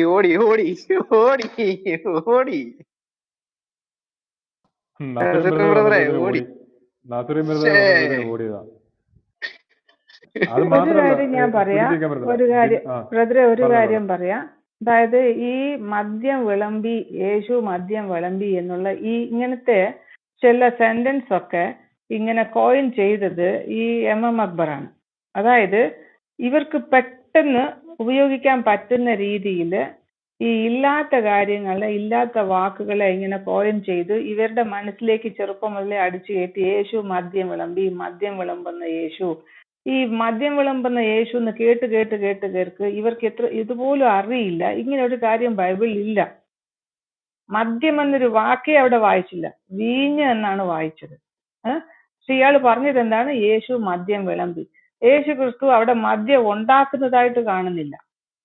വെള്ളം നിറയ്ക്കാൻ പറഞ്ഞു, വെള്ളം കൊണ്ട് കൊടുക്കാനാ പറഞ്ഞത്. വെള്ളം എന്ന് പറഞ്ഞാൽ ആ വെച്ച സാധനം വെള്ളമായിരുന്നു. അത് എപ്പോഴാണ് അത് വീഞ്ഞായതെന്ന് കൊണ്ടുപോയവർക്ക് അറിയില്ല. യേശു ക്രിസ്തു പറഞ്ഞില്ല നീ വീഞ്ഞ് പറഞ്ഞില്ല. അത് മാത്രമല്ല ഈ വീഞ്ഞെന്ന് പറഞ്ഞ സാധനം ഈ അതായത് ആ പലസ്തീൻ മേഖലയിലോ അല്ലെങ്കിൽ അതിന്റെ ചുറ്റുപാടുള്ള മേഖലകളിലോ അതിന്റെ പ്രാധാന്യമോ സാധാരണ ബെവറേജ് ആയിരുന്നു. അതായത് നമ്മുടെ ഇവിടുത്തെ ഒരു ഭക്ഷണ രീതി അനുസരിച്ച്, ഫോർ എക്സാമ്പിൾ നല്ലൊരു സദ്യ നമ്മുടെ ഇവിടെ കൊടുക്കാറുണ്ട് എന്ന് പറഞ്ഞത്. നമുക്കൊക്കെ ഇവിടെ ഒരു പായസം പോലെ, നമുക്കൊക്കെ സദ്യക്ക് ഒരു പായസം ഒഴിവാക്കാൻ പറ്റില്ല അല്ലേ? അതെ, അതിനേക്കാൾ പ്രാധാന്യത്തോടെ കാണുന്ന ഒരു സാധനമാണിത്. അതിനേക്കാൾ കൂടുതൽ പ്രാധാന്യത്തോടെ അവര് കൊടുക്കുന്ന സാധനമാണ് ഈ പറഞ്ഞ സാധനം. ഇതിന്റെ പേര് മുന്തിരി എന്ന് പറഞ്ഞ മുന്തിരിയുടെ സത്ത് എന്നാണ് ഇത് അറിയപ്പെടുന്നത്. മുന്തിരിയുടെ എല്ലാ ഗുണങ്ങളും അടങ്ങിയ മുന്തിരിയുടെ സത്ത് ഇത് വളരെ പോഷക മൂല്യമുള്ളതും ദഹനത്തിന് നല്ലതും ദീർഘ ആയുസ് ഉണ്ടാകുന്നതുമാണ്. ഓവറായിട്ട് ഇത് കുടിക്കുമ്പോഴാണ് തലയ്ക്ക് മത്ത് പിടിക്കുന്നത്. പക്ഷേ അത് എന്ത് സാധനം ഓവറായിട്ട് കുടിച്ചാൽ, അപ്പൊ കാപ്പി തന്നെ ഒരു 5 കപ്പ് ഒരുമിച്ച് കുടിച്ചു നോക്ക്, എന്ത് സംഭവിക്കും മനുഷ്യന്? വെറും കാപ്പി ദിവസം 10-20 കാപ്പി കുടിക്കുന്നവരൊക്കെ ഉണ്ട് ചില ഗവൺമെന്റ് ഓഫീസുകളിലൊക്കെ കേരളത്തിൽ. കാപ്പി അല്ലെങ്കിൽ ചായ കുടിച്ചുകൊണ്ടേ ഇരിക്കുക, പെട്ടെന്ന് മരിച്ചു പോവും, അധികകാലം നിൽക്കത്തില്ല. പക്ഷേ വീഞ്ഞ് എന്നേ ഇവിടെ വായിച്ചിട്ടുള്ളൂ, മദ്യം എന്നിവിടെ വായിച്ചിട്ടില്ല. മദ്യം വേറെയാണ്, വീഞ്ഞ് വേറെയാണ്. മദ്യം കുടിച്ചയാളാണ് ഇവരുടെ പ്രവാചകൻ. ഒരിക്കലെങ്കിലും ഇവരത് പറയാറുണ്ടോ, സമ്മതിക്കാറുണ്ടോ? നബീജ് കുടിച്ച് പൂക്കുറ്റിയായിട്ട് ഉഹദ് യുദ്ധത്തിൽ പോയിട്ട് അവന്മാര് 4 പല്ലടിച്ചു കളഞ്ഞു. അത് കഴിഞ്ഞിട്ട് പിന്നെ 4 പല്ലില്ലാത്ത ഒരാൾ എങ്ങനെയാ സംസാരിക്കുന്നത്? കൊച്ചു പിള്ളേരുടെ പല്ല് ചെറുപ്പത്തില് ഒരു 6-7 വയസ്സാകുമ്പോൾ പോയി കഴിഞ്ഞ പിള്ളേര് ഇങ്ങനെ വിസിലടിക്കുന്ന പോലെ സംസാരിക്കില്ലേ? ഇയാൾ ജീവിതകാലം മുഴുവൻ വിസിലടിച്ചോണ്ടാണ് സംസാരിച്ചുകൊണ്ടിരുന്നത്.